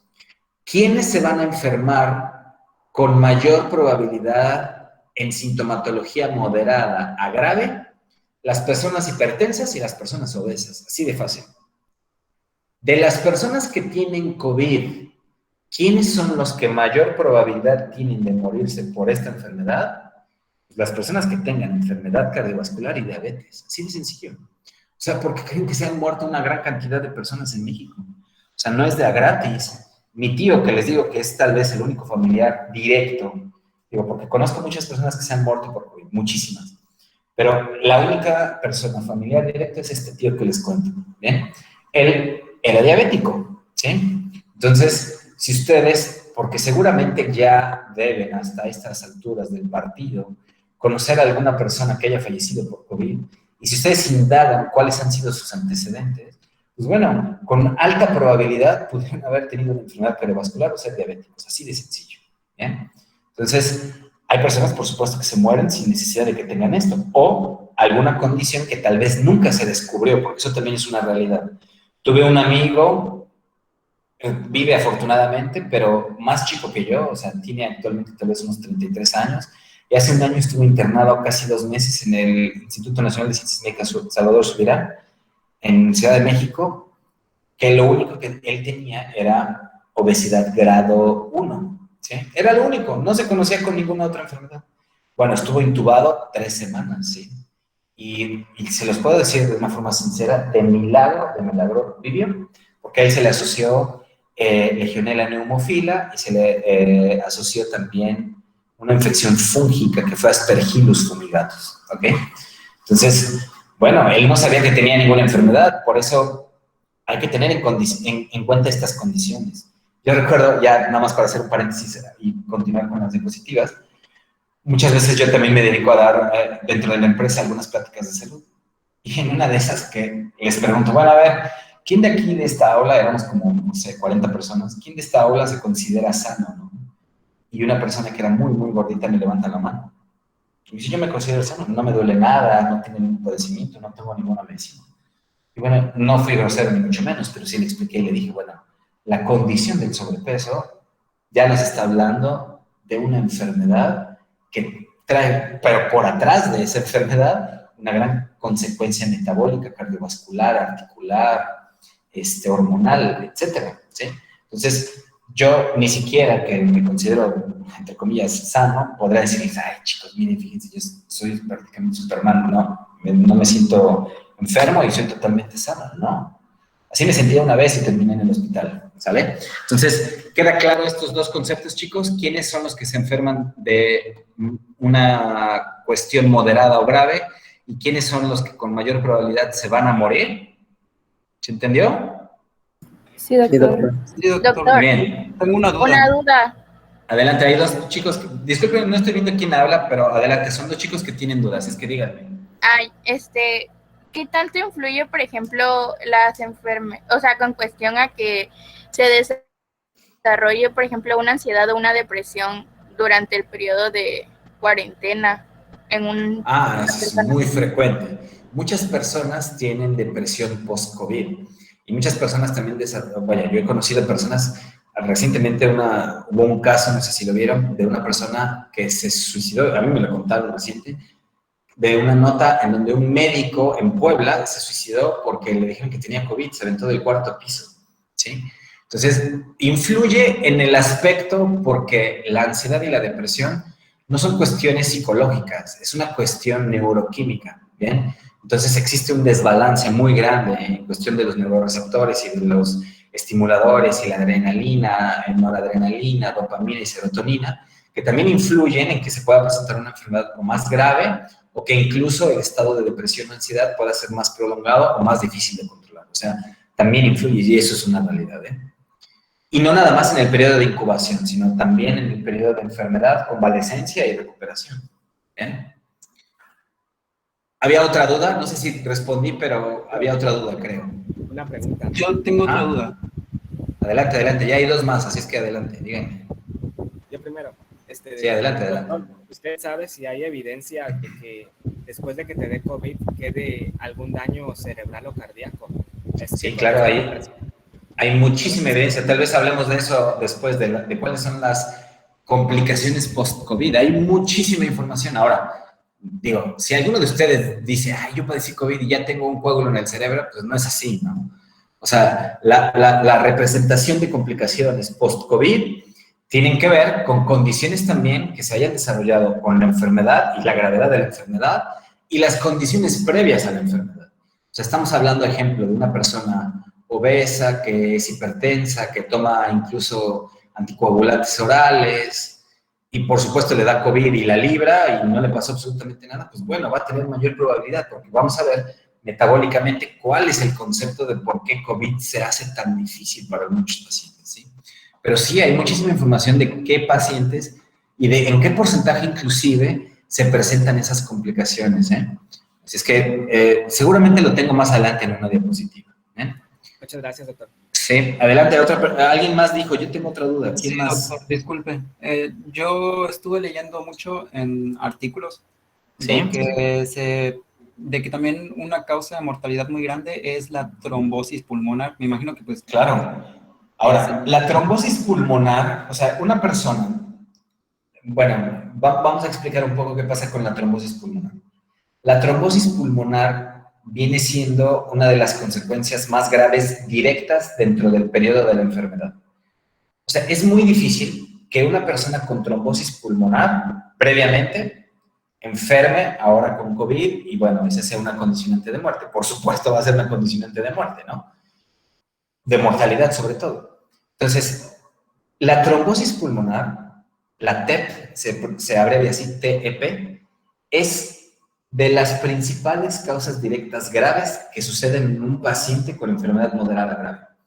Por eso se les hace mucha vigilancia de lo que se conoce como la ferritina, el dímero D, la proteína C reactiva y la deshidrogenasa láctica, para conocer qué tanto es el proceso inflamatorio y de ahí saber si una persona tiene probabilidad de desarrollar una TEP, una trombosis pulmonar. ¿Bien? Entonces, sí, una tromboembolia pulmonar es causa directa mucho de la mortalidad en pacientes COVID, ¿sí? Pero no porque previamente haya sucedido antes del contagio. Este cuadro, para que todos lo entiendan, que es el color anaranjado, habla de personas que ya tienen una condición, que se enferman de COVID y que ahora por esa condición les aumenta la tasa de mortalidad. Estamos hablando por eso de enfermedades cardiovasculares, diabetes, enfermedad pulmonar crónica, que es el EPOC, enfermedad renal y la inmunodepresión. Ahora, dentro de la enfermedad, digo, ya lo verán mañana, conocerán a mi paciente David Duncan, que está ahorita en Escocia todavía internado, verán cuántas complicaciones tuvo, pobre paciente, o sea, pobre de mi paciente, él se enfermó el 27 de febrero, y hasta la fecha sigue internado, ¿sí? Entonces, él tuvo un aneurisma cerebral, él tuvo un daño renal crónico, él tuvo una tromboembolia pulmonar, tuvo aspergilosis, tuvo algo que se llama miopatía del paciente crítico, tuvo hemiplegia, tuvo parálisis a nivel carpiano, vaya, ahí sí vinieron un montón de complicaciones para él y sigue vivo, ¿sí? Entonces, la TEP tiene que entenderse como una complicación grave directa de los pacientes que tienen enfermedad grave de COVID, ¿sí? Ya lo veremos más adelante, ¿ok? ¿Vamos bien? Chicos. Sí, doctor. Muy bien, ya nada más para explicar esto, este cuadro representa ahora por edad la tasa de mortalidad con pacientes que tienen ya una enfermedad subyacente y tasa de mortalidad sin enfermedades subyacentes. Vamos a explicar por lo menos dos. Ustedes, vuelvo a repetirlo, están en el rango entre los 20 a los 29, ¿no?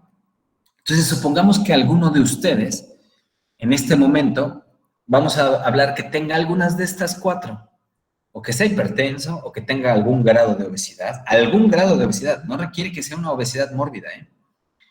Alguien que tenga una enfermedad pulmonar crónica y alguien que sea diabético. Entonces, estamos hablando de esta. ¿Qué tasa de mortalidad existe? Bueno, el 1.4%, ¿sí? Esto es la representación.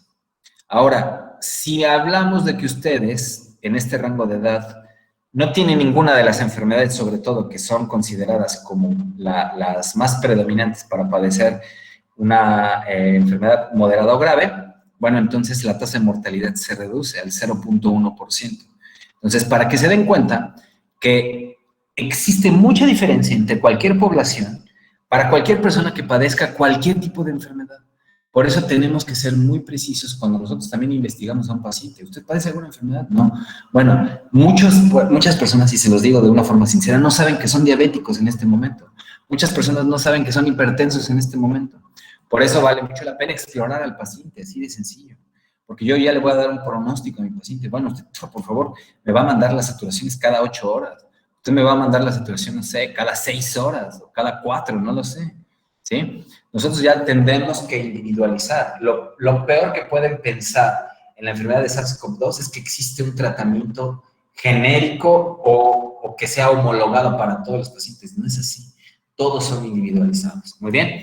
Ejemplo, si ustedes todavía tienen abuelitos y a lo mejor sus abuelitos están en el rango de los 70 a los 79 años, bueno, tasa de mortalidad con alguna de estas enfermedades, 31.7%, es altísimo. Ahora vean cuánto es la tasa de mortalidad con aquellos que no tienen esto. Entonces, ¿cómo concluimos esto? Que la tasa de mortalidad está totalmente afectada por la morbilidad que padezca el paciente, ¿sí? O sea, estas 4 condiciones tienen ustedes que tenerlas muy claras. Oiga, doctor, se enfermó mi mamá y es diabética. ¿Puede usted checarla? Por supuesto que te la puedo checar, ¿sí? ¿Por qué? Porque si tiene COVID, bueno, esta persona tiene mayor probabilidad de padecer una enfermedad moderada grave. Y también esa misma condición puede aumentar la tasa de mortalidad. Entonces, por eso, chicos, es muy importante analizar los números. ¿Estamos entendiendo qué pasa entonces ya con la enfermedad de COVID, chicos? Entendemos cómo se modifica. El chico, ayer se los contaba, el chico que falleció, residente R1 de salud, de medicina familiar aquí en el IMSS, vaya, era muy, muy obeso el chico, ¿sí? Entonces, pues pobre chico, lo mandaron al covitario, se enfermó, no había medios de protección. El chico estuvo intubado tal vez como 1 semana, 2 semanas, a lo mucho, incluso pidieron donadores y muchas cosas. Y falleció el chico, ¿sí? Si no mal recuerdo, era de Michoacán el chico, ¿ven? Entonces, imagínense, pobres padres también. ¿Bien? Entonces, queda totalmente claro, siempre toda la tasa de mortalidad está totalmente diferenciada de pacientes COVID en aquellos que tienen alguna enfermedad adyacente y quienes no tienen enfermedad adyacente. ¿Bien? Bien. Vamos ahora a hablar de grupos poblacionales un poco más en específico, ¿sí? Hablamos primero de los adultos jóvenes. Hablar de los adultos jóvenes que padecen COVID, vamos a poner un rango entre los 18 a los 34 años de edad, ¿sí? Que por lo menos a nivel de la información que se tiene internacional en cuestión de datos epidemiológicos y de salud pública, pues bueno, dijimos que la tasa no es tan alta, ¿no? O sea, si ustedes regresan a este punto, estamos hablando entre los 18 a los 34, estamos hablando que es prácticamente esto, o sea, probablemente representará el 30% tal vez, ¿no? Pero no se ponen tan graves como aquellos pacientes arriba de 48, 50 años. Entonces, si hablamos de generalidades, este tipo de personas tiene más o menos un 21% de acuerdo a comorbilidades que pueden ingresar a la unidad de cuidados intensivos y de incluso también contabilizar hasta un 10% que puedan requerir una ventilación mecánica asistida, ya sea a través de puntas nasales, que puede ser de lo más sencillo, o hasta un proceso de intubación. Entonces, o sea, ustedes no se crean que son como tan fáciles de evadir una enfermedad. Si ya les dio COVID y ya la libraron y dijeron, ya me dio COVID. Pues bueno, créanlo, afortunados, porque también existe un buen número en cuestión de porcentaje de personas que pueden pasarla muy mal, ¿sí? Y seguramente ustedes conocen a alguna persona de su rango de edad, primo, tío, hermano, no lo sé, que pudo haberse visto en condiciones peores de que si ustedes llegaron a padecer COVID o de lo que se habla de COVID. Bien, ahora, recuerden que siempre vamos a hablar de comorbilidades, por lo menos para esta enfermedad. Cuando hablamos ya de este grupo poblacional, de los que se ponen en enfermedad moderada o en enfermedad grave, obesos el 33%. O sea, esto siempre se los digo y se los dije el año pasado también a sus compañeros que tomaron la clase. Esto habla porque si cuando esto empiece a terminar en cuestión de propagación, que todavía le va a faltar por lo menos unos 7 a 10 meses más, estaremos hablando de que si alguien de ustedes, o incluso nosotros, me incluyo, termina ese periodo de alta propagación y no sabemos lavarnos las manos, no sabemos evitar contagios a través de la calle, no sabemos evitar enfermedades de diseminación porque comemos en cualquier lado, o no ponemos atención a nuestra salud, créanlo que somos los primeros fracasados en cuestión de la medicina. ¿Por qué? Porque ustedes tienen que saber que toda esta evidencia y toda esta alta tasa de contagios y de personas que fallecen o se ven en una fase moderada o grave, pues en realidad depende, o sea, lo estamos repasando por eso, de la comorbilidad que tenga. Entonces, si yo sé que ya estoy subiendo de peso, que a lo mejor ya estoy en sobrepeso, en realidad que ya estoy en una obesidad, vaya, y termina esto, y sigo, no sé, comiéndome 5 o 10 hamburguesas, no lo sé, y no hago nada por mejorar mi estado de salud, entonces no habrá funcionado, no nos habrá dado absolutamente ninguna lección la pandemia de COVID-19, porque vamos a seguir perteneciendo a un grupo de altísimo riesgo. Entonces, después podría venir cualquier otra enfermedad, en realidad pudiera no ser COVID, pudiera ser ya una enfermedad coronaria, pudiera ser a lo mejor una tromboembolia pulmonar, una tromboembolia cerebral, podría ser una insuficiencia venosa profunda, podría ser diabetes mellitus, enfermedad renal crónica, no lo sé. Entonces, esto siempre es un llamado de atención para todos nosotros, porque me incluyo, ¿sí? En el que si nosotros no mejoramos nuestras condiciones de salud, y lo vemos muy reflejado en las altas tasas de mortalidad de nuestro país, pues nosotros díganlo a lo mejor de una persona pues que no tiene ningún conocimiento médico, que a lo mejor se dedica a la arquitectura, que a lo mejor, pues no sé, es obrero, no lo sé, que no tienen la obligación de conocer cuáles son esos factores de riesgo. Pero nosotros que somos profesionales de la salud y que ustedes van a ser profesionales de la salud, el hecho de que no pongan un ejemplo como para tratar de cuidar ese punto tan vulnerable de la población, bueno, habla de que estamos haciendo un fracaso total entre las mediciones, medidas y recomendaciones que se tienen a nivel poblacional con mantener una buena salud. Entonces, vuelvo a repetirlo, las personas en un rango de edad de 18 a 34 personas, el 33% que se va a ver en una enfermedad moderada grave son obesos. 18% son diabéticos. Si ustedes pensaban que no había diabéticos en su rango de edad, hay un montón, ¿sí? Yo he diagnosticado 2 chicos diabéticos de medicina, de otras generaciones, no de la de ustedes, con este tipo de padecimiento, ¿bien? Y también hipertensión arterial sistémica en un 16%. Entonces, ¿qué llegamos a la conclusión? Mejoren su estado de salud. Bajen de peso quienes tengan que bajar de peso, hagan un poco de ejercicio, protejan y mejoren su sistema inmunológico. Siempre me dicen, oye, ¿y qué me tomo para vitaminas? No, hombre, tienes que hacer ejercicio y comer bien, es lo único, ¿bien? Nada de vitaminas. Vamos a hablar ahora qué pasa con grupos poblacionales en niños. No estamos ni siquiera todavía acercándonos a los síntomas, ¿eh? Entonces, los niños que en este grupo poblacional, estamos hablando menos de los 18 años de edad, representa cerca del 10.7% del total de los casos. Y en cuestión de hospitalizaciones, representa entre el 0.9 al 3.6%. Por eso, no sé si ahora también vieron noticias recientemente que decían, y echaban mucho también, muy desafortunadas, por cierto, las declaraciones de López-Gatell, que decía que los niños pues no importaban mucho y prácticamente porque no se enfermaban. No, sí se enferman. Y una realidad es que no requieren tal vez una gran cantidad de hospitalizaciones. Y sí hay una tasa de mortalidad también en esa población. Pero no es para decir, ay, no se preocupen, no, hombre. Ahorita acabo también de ver noticias hace poco, y 14 escuelas, por lo menos en la ciudad de Puebla, que es donde vive pues, la gran mayoría de mi familia, cerraron por COVID. ¿Por qué? Porque hay casos positivos. Y no sé, digo, valdría la pena hacer hasta estudios poblacionales de esas escuelas, cuántos de esos niños la pasan moderado, grave, o incluso pueden llegar hasta fallecer. O sea, esto existe en cualquier grupo poblacional. Factores de mortalidad. Bueno, aquí, aunque no lo crean, dentro de la Asociación Americana de Pediatría y los CDC, que es los Centros de Control de Enfermedades, determinaron, fíjense que uno de los factores de riesgo que representaba una alta vulnerabilidad para la tasa de mortalidad en una población de menores de 18 años era ser hombre, ¿sí? 63% por lo menos de las mortalidades estaban asociadas al sexo masculino.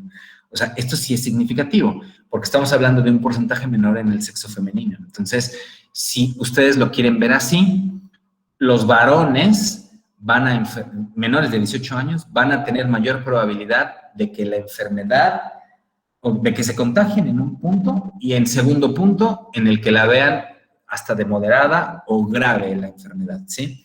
Entonces, ese es un factor de riesgo y eso sí es significativo. Otro, menores de 1 año, por lo menos estamos hablando de un 10% de la representación de la tasa de mortalidad.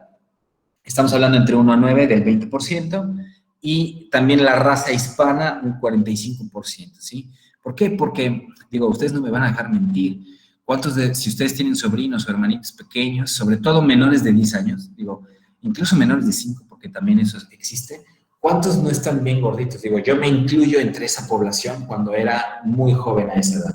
Mi mamá decía, ay, miren a mis hijos, bien cachetoncitos y bien gorditos, bien bonitos, ¿sí? Entonces mi mamá, bueno, y nosotros también, ¿no? No era culpa de mi mamá nada más, nosotros nos encantaba, pero papearle a lo sabroso.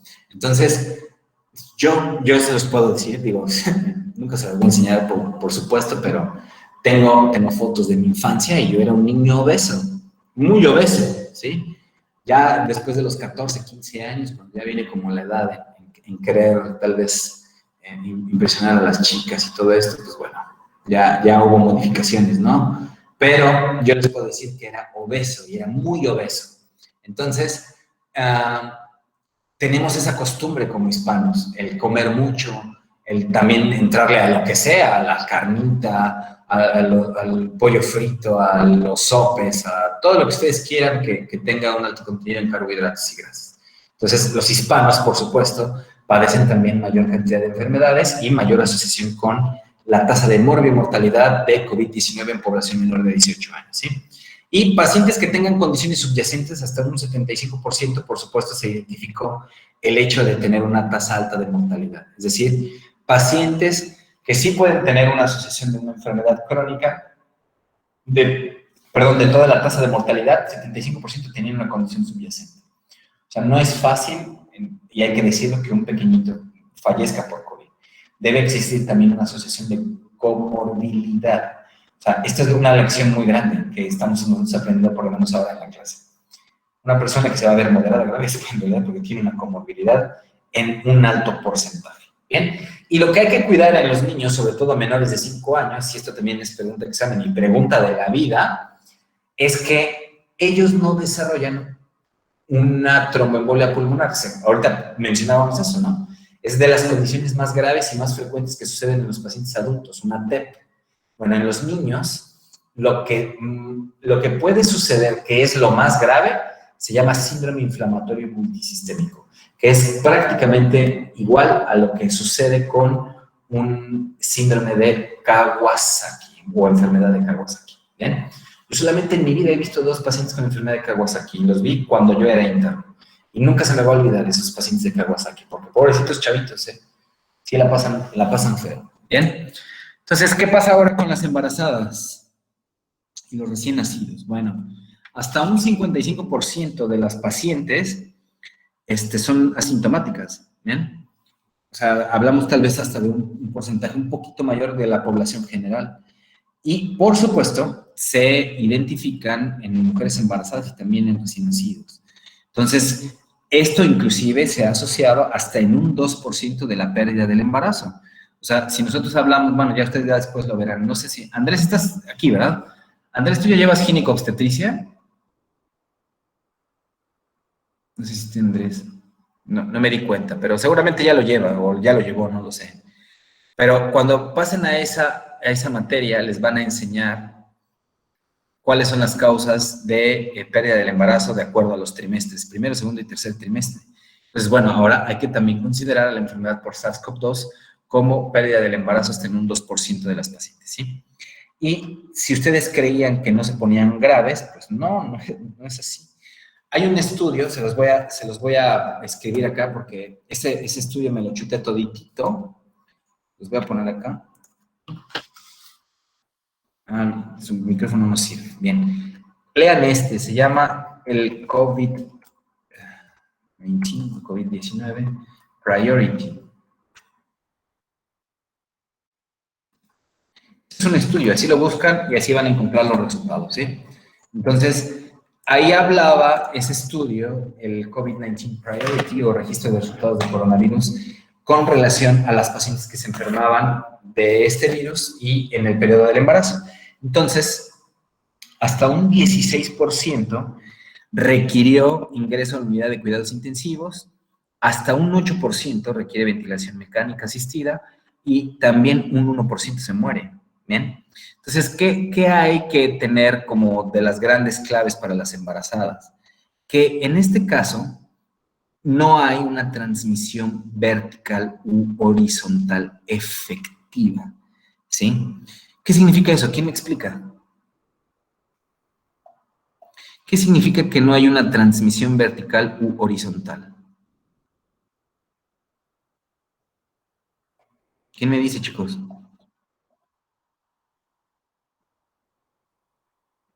Que en este caso no existe una transmisión de madre a hijo a través de la placenta, ¿bien? O sea, las personas, los pequeñitos, los recién nacidos que se enferman porque aspiran las secreciones de una madre enferma o de un médico enfermo, quien los haya recibido, de la forma más inmediata. Pero no hay una evidencia de una transmisión vertical. Esa es la transmisión vertical, la que sucede a través de madre a hijo, pero a nivel transplacentario. Y la horizontal implica hacia otra persona, pero con relación al amamantamiento. O sea, el hecho de que una madre positiva para COVID amamante a su hijo, eso no implica que a través de la leche se va a transmitir el virus. Entonces, no existe por el momento una información concluyente y totalmente evidente de que exista transmisión vertical u horizontal. ¿Bien? Por supuesto, sí aumentan los riesgos de un parto prematuro, eso es una realidad, sí, ya como vieron y hablamos acá, hay incluso hasta una pérdida del embarazo en un 2%, y yo creo que de los principales que existe de los riesgos es desarrollar un embarazo pretérmino, eso también sucede, entonces hay que tenerlo en cuenta, ¿por qué? Porque si bien una mujer puede parir, puede resolverse el embarazo por parte de cesárea, en la simple transmisión vertical no existe, no hay evidencia. Si el pequeño se va a enfermar por SARS-CoV-2 es por las secreciones que después de nacido va a aspirar a la madre. ¿Se entendió eso, chicos? ¿Vamos bien con esto? Sí, doctor. Sí, doctor. ¿Sí? Doctor. Sí, vamos bien. ¿No hay preguntas hasta este momento? Adelante, adelante. Sí, en esa parte que dice de la transmisión, es que luego hay como noticias que aparecen que dicen que los bebés nacen con el virus, o sea, con la enfermedad. En ese caso, ¿no tiene sustento o cómo funciona? No hay ningún sustento, absolutamente ningún sustento hasta el momento que sea concluyente que los bebés nazcan siendo positivos para la enfermedad. Otro ejemplo que vamos a ver después, cuando veamos enfermedades de piel, va a ser los virus herpes 3, que es varicela, ¿sí? Varicela zoster. Ahí sí puede haber que un niño nazca con varicela y vaya un montón de problemas, ¿no? Ya lo veremos. ¿Pero por qué? Por el tropismo celular que tiene el virus. Ahí el tropismo es plenamente a nivel ganglionar. En este caso dijimos que el tropismo es plenamente respiratorio y gastroenterológico en algunos de los casos. Entonces, no tendría por qué pasar a través de tipo transplacentario, ¿sí? No hay una evidencia sustentable que nos diga que una madre va a transmitir y el bebé va a nacer, ejemplo, por una insuficiencia respiratoria. No es así, ¿bien? Vuelvo a repetirlo, si el recién nacido, después de estar en observación, presenta sintomatología, eso se debe a el contagio postparto, o sea, o durante el nacimiento o ya después del nacimiento, ¿bien? Se tiene que tener eso en cuenta. No hay absolutamente ninguna evidencia de que sea transmitido de forma vertical, ni horizontal, que dijimos es el amamantamiento. Bien, adelante. Y es cierto eso de que, creo que, no me acuerdo, escuché en una noticia que los bebés ya pueden presentar los anticuerpos del COVID-19. Ah, eso es totalmente diferente. ¿Por qué? Porque el anticuerpo se está creando a nivel sanguíneo, a nivel plasmático y a nivel de las proteínas que dan un reconocimiento del sistema mayor de histocompatibilidad. O sea, la función inmunológica es totalmente diferente. Una madre sí comparte información de anticuerpos a través de la placenta, ¿bien? Ahí sí, cuando ya se crean los anticuerpos, los pequeñitos sí nacen con anticuerpos, ¿bien? Entonces, eso también es una realidad. Madres que se vacunan o gestantes que se vacunan sí tienen pequeñitos con positividad en anticuerpos. ¿Bien? ¿Vamos bien hasta ahí? ¿Todos? E incluso por leche materna, creo que una vez leí un artículo que mencionaba eso. Que... Por leche materna hay menor cantidad. Ajá, ahí pero... lo que se transmite mucho son las inmunoglobulinas A, porque son trópicas o celulares, y las inmunoglobulinas de características E. Entonces, las inmunoglobulinas que son las G, sobre todo, se transmiten menos. Pero sí se llega a transmitir también por leche, ¿eh? Pero en menor cantidad, eso hay que decir. ¿Bien? ¿Vamos bien, chicos? ¿Todos bien? Sí, doctor. Sí, doctor, tengo otra duda. Adelante, ¿alguien tiene por ahí una pregunta? Yo, Yedith, de la diapositiva anterior que explicaba de los niños, ¿cómo se puede reforzar el sistema inmune? En ese caso también sería por medio del ejercicio y la buena alimentación. Claro, no hay nada, o sea, si a alguno de ustedes les daba o les da, no sé, que emulsión de Scott y la vitamina C, ¿se acuerdan que hablábamos de la vitamina C, no? Para el rinovirus, que no hay una evidencia de que sea ni siquiera coadyuvante, ni mucho menos. O sea, ¿cómo voy a reforzar mis células sanguíneas? No hay absolutamente ninguna fórmula mágica, no hay una vitamina. Todos nosotros vamos a encontrar todos los requerimientos nutricionales que necesita nuestro sistema inmunológico a través de la alimentación y a través también del ejercicio. ¿Por qué el ejercicio? Porque al momento que yo hago ejercicio, mantengo una buena perfusión, es decir, un buen ingreso y salida de los gases, principalmente dióxido y oxígeno. Entonces, eso me permite a mí, pues, tener, sí, un buen equilibrio entre cómo se está oxigenando mi célula sanguínea. Eso habla de la cantidad de hemoglobina que tengo y de la distribución y ancho eritrocitario y leucocitario. O sea, digo, no sé si ya lo han visto, seguramente lo tendrían que haber visto en fisiología, porque digo, yo lo vi en fisiología y yo cuando daba fisiología también lo explicaba. ¿Cuál es la principal causa de una eritropoyesis? ¿Cuál es la principal causa de que nuestra médula ósea comience a producir mayor eritrocitos? Creo que sí Hipoxia. Hipoxia. ¿Sí? Hipoxia. Entonces, ante una hipoxia, existe una señalización de tipo 2NK para que se estimule la médula ósea y para que comience a aumentar la cantidad de producción eritrocitaria. ¿Bien? Cuando yo no tengo periodos de hipoxia, digo, no porque esté sentado y sedentario voy a tener hipoxia, no es así. Pero cuando yo hago ejercicio, yo hago eficiente mi oxigenación. Entonces, mantengo un buen nivel de eritropoyesis sin que sea aumentada, por supuesto, pero sin que esté disminuida. y mis niveles de hemoglobina se mantienen muy bien saturados precisamente por la gran cantidad de oxígeno que se está perfundiendo. Entonces, eso estimula muy bien el sistema inmunológico y hematopoyético también, para que se mantenga una buena estimulación y secreción de células sanguíneas.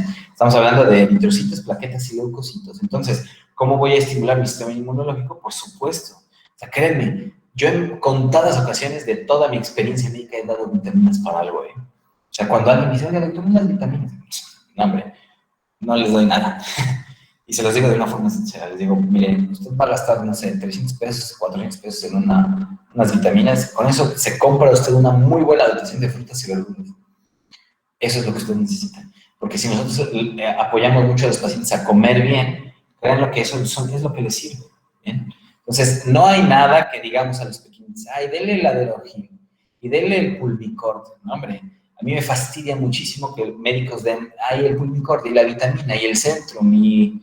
No, hombre, no hace falta que coma bien el niño, que se ejercite, porque eso es lo que el sistema inmunológico va a percibir para mantener una buena estimulación, secreción, y formación y eliminación de células. ¿Bien? ¿Quedó claro esta parte? Las vitaminas solo cuando son necesarias, porque, ojo, sí se dan vitaminas, ¿eh? O sea, no es que yo sea el enemigo de las vitaminas, no es así. Hay muchos padecimientos que requieren un aporte de vitaminas extra, pero son contadas. ¿Bien? Doctor, creo que Andrés le escribió también una pregunta, ¿o es un...? ¿Quién, perdón? Andrés Rejón Montes. Andrés estaba comentando, Andrés es nuestro compañero de una generación, de generaciones más adelante, y le preguntaba sobre todo de que... Dice, veo que han metido amparos judiciales para poder vacunar a los niños, pero desconozco si está contraindicada la vacunación a los niños. Ya. Ahí lo dice. Ese Andrés nos habla ya de vacunación cuando lo vamos a ver probablemente mañana, pero les adelanto, la vacunación, ok, rápidamente, ¿sí? Porque ya también vamos a terminar. Bueno, cuando yo tengo una vacuna, ¿sí? Existen un montón de pruebas. O sea, no crean que la vacuna que les han puesto a quienes ya se vacunaron, y espero sea la gran mayoría, vino como de una creación así espontánea, ni mucho menos. ¿Ok? Para que se haya liberado una vacuna, existen muchísimas pruebas y en muchísima gente para que se vea la mayor cantidad de reacciones que puede tener. Cuando sucede, por ejemplo, una vacunación, en los centros donde se da para esto, incluso a la gente le pagan, ¿sí? De hecho, la otra vez estaba viendo que en Reino Unido estaban pagando cerca de 100 libras, porque ahí no hay euro, 100 libras para enfermarse de COVID, ¿sí? Porque estaban probando un nuevo medicamento para contrarrestar los puntos de vulnerabilidad del virus. Entonces, cuando nosotros estamos hablando de una vacuna, implica que ya se aplicó a miles de personas. Por ejemplo, Pfizer y Moderna, que son las que tienen mayor avance, ellos ya tienen una autorización de mayor de 12 años para la vacuna en los niños. Ahora, para que ustedes sepan que se autorizó eso, significa que vacunaron a un montón de niños de esos rangos de edad. Y se analizó por mucho tiempo qué eran los efectos que tenían esos niños y cuál era la eficacia de esa vacuna en esos niños. Entonces, no es de a gratis tampoco decir, ya autorizamos la vacuna en los niños. Por supuesto que está indicado para los grupos poblacionales en los que la farmacéutica y la vacuna se emite, porque para esto se hacen estudios científicos, completamente vigilados por comités de salud. O sea, no nada más es el hecho de que, Sputnik sí tiene como una magia para crearla, porque a los rusos les valió, tal vez ustedes ya saben, pero a los rusos les valió. Ellos crearon su vacuna y dijeron, esto va a funcionar porque este es el mecanismo de acción. Hay que hacer las 3 fases de estudios científicos. ¿Qué vamos a hacer 3 fases? Vamos a hacer una sola. Traigan a todas las personas del ejército que se puedan, a vacunar, vacunaron. Y después de eso ya presentaron sus resultados, pero no fue como lo que hace Pfizer, Moderna, etcétera, ¿no? Ellos sí se van como de acuerdo al protocolo internacional. Por eso Sputnik tuvo muchos problemas a nivel internacional, pero al final de cuentas demostró que era eficiente, ¿no?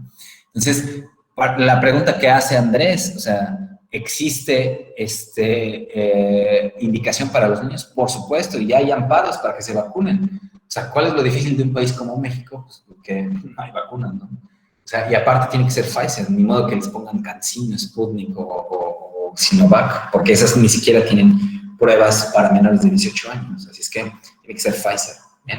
Entonces, ¿queda claro hasta el momento, chicos? ¿Vamos bien? ¿Vamos bien, chicos, con lo que estamos hablando o no? Sí. Sí, doctor. Bien, ya nada más voy a terminar. Perdón, alguien va a preguntar algo y voy a terminar con pronóstico, ¿eh? ¿Había otra pregunta o ya no? No. Muy bien, entonces terminamos Doctor, con pronóstico. yo, Adelante, perdón. adelante. No, adelante. Digo, voy a robar esta vez unos 5 o 10 minutos más, pero es importante. Yo sus solo tenía una preguntas, ¿sí? duda, pero es un poco fuera del tema, porque usted mencionó que en los niños menores de 5 años se desarrolla el síndrome inflamatorio multisistémico. No en todos. O sea, En ocasiones, ¿no? ¿no? No, ni en ocasiones. O sea, esa es la sintomatología más temida en el grupo poblacional, sobre todo menores de 5 años. O sea, ¿qué es lo que más temes tú en un paciente adulto con COVID que desarrolle una TEP? ¿Qué es lo que más temes en un grupo poblacional de 5 años que desarrolle un síndrome inflamatorio multisistémico? ¿Bien? Ahora, ¿qué tan frecuente es? Es infrecuente en realidad, pero es lo más temido y es lo más peligroso, ¿sí? Y está totalmente relacionado con la enfermedad de SARS-CoV-2, ¿bien? Al igual que el TEP. Ahora, el TEP no únicamente es por SARS-CoV-2, o sea, vean a un paciente que es fumador, por supuesto es el principal factor de riesgo, ser fumador, ¿bien? Incluso tener altos índices de, ejemplo, colesterol o de triglicéridos, también es un factor de riesgo para una TEP, ¿bien? Entonces, no, y qué bueno que luego pregunten, porque si tal vez yo me expresé mal o no lo di a entender cómo es, sirve para que nosotros lo repasemos. La situación clínica más temida para el grupo poblacional infantil es el síndrome inflamatorio multisistémico. Eso es lo que más se teme en un niño. Y hay muchos casos, pero no significa que todos los pequeñitos lo van a pasar. De hecho, es muy infrecuente, ¿sí? Entonces, pero sí hay que tenerlo muy vigilado, porque los niños, por supuesto, son muy delicados en cuestión de darle una vigilancia médica. ¿Bien? Entonces, ¿quedó claro? ¿Sí? Sí, doctor, gracias. Ándale, bien. Siempre son importantes sus preguntas. Vamos a terminar ya con el pronóstico. Bueno, los primeros informes siempre para la descripción del COVID nos decían que era leve, ¿no? Pero empezaron a darse cuenta que se empezó a morir un buen de personas. Entonces, no es lo mismo hablar de SARS-CoV-2 que incluso del MERS, ¿eh? Por ejemplo, MERS, que fue en el año 2012-2013, ahí estábamos hablando de una tasa de mortalidad del 10%, ¿eh? Aquí estamos hablando del 2.07%, ya por eso vimos la tasa de mortalidad. Entonces, mortalidad en sintomáticos, o sea, de las personas que tienen síntomas, el 0.4% se muere, ¿bien? Mortalidad en México está aproximadamente en el 10.23% de las personas que se contagian con COVID. Altísima. O sea, estamos hablando de 8 o 9 puntos porcentuales arriba de lo que es lo internacional. Mayor riesgo, por supuesto, ya vimos en personas de 40 años, ¿no? Por eso era para mí muy importante que vieran las tablas y cómo se relacionaban esas tablas con relación a la edad, demografía, sexo, vaya, todo esto es importante.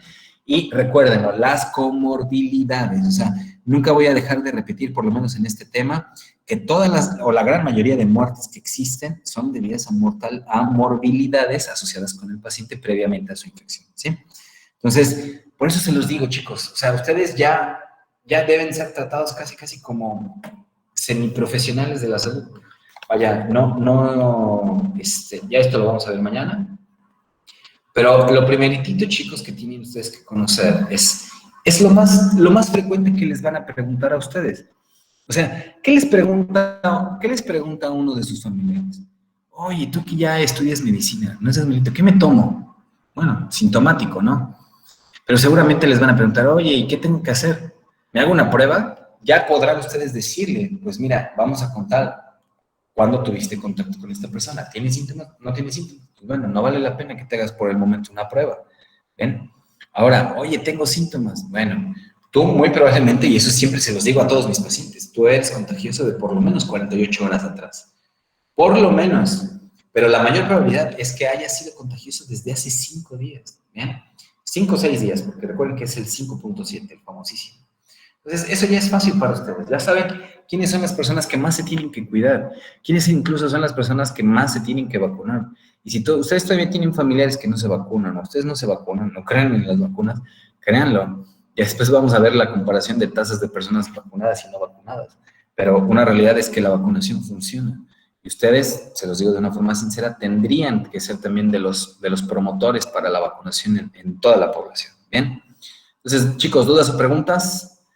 ¿Vamos bien? Si no, ya nos veremos el día de mañana. Les agradezco de verdad infinitamente el que se hayan tomado el tiempo para entrar a la clase, porque es importante y a pesar de que es un día feriado, eso de verdad siempre se los reconozco mucho, chicos. Entonces, si no hay dudas o preguntas, nos vamos a ver para mañana a las 7 de la noche. ¿Bien? ¿Todo bien? Sí, doctor. Muy bien, chicos. Sí, doctor. Muy bien, chicos. Sí, doctor, gracias. Bueno, entonces cuídense, por favor, pásenla bien. Estudien, eso sí quiero, porque las preguntas que ustedes tienen, chicos, créanlo, las tiene un montón de personas, no son preguntas tontas, al contrario, son preguntas que surgen de una forma muy sincera y que yo las veo por lo menos día a día, ¿bien?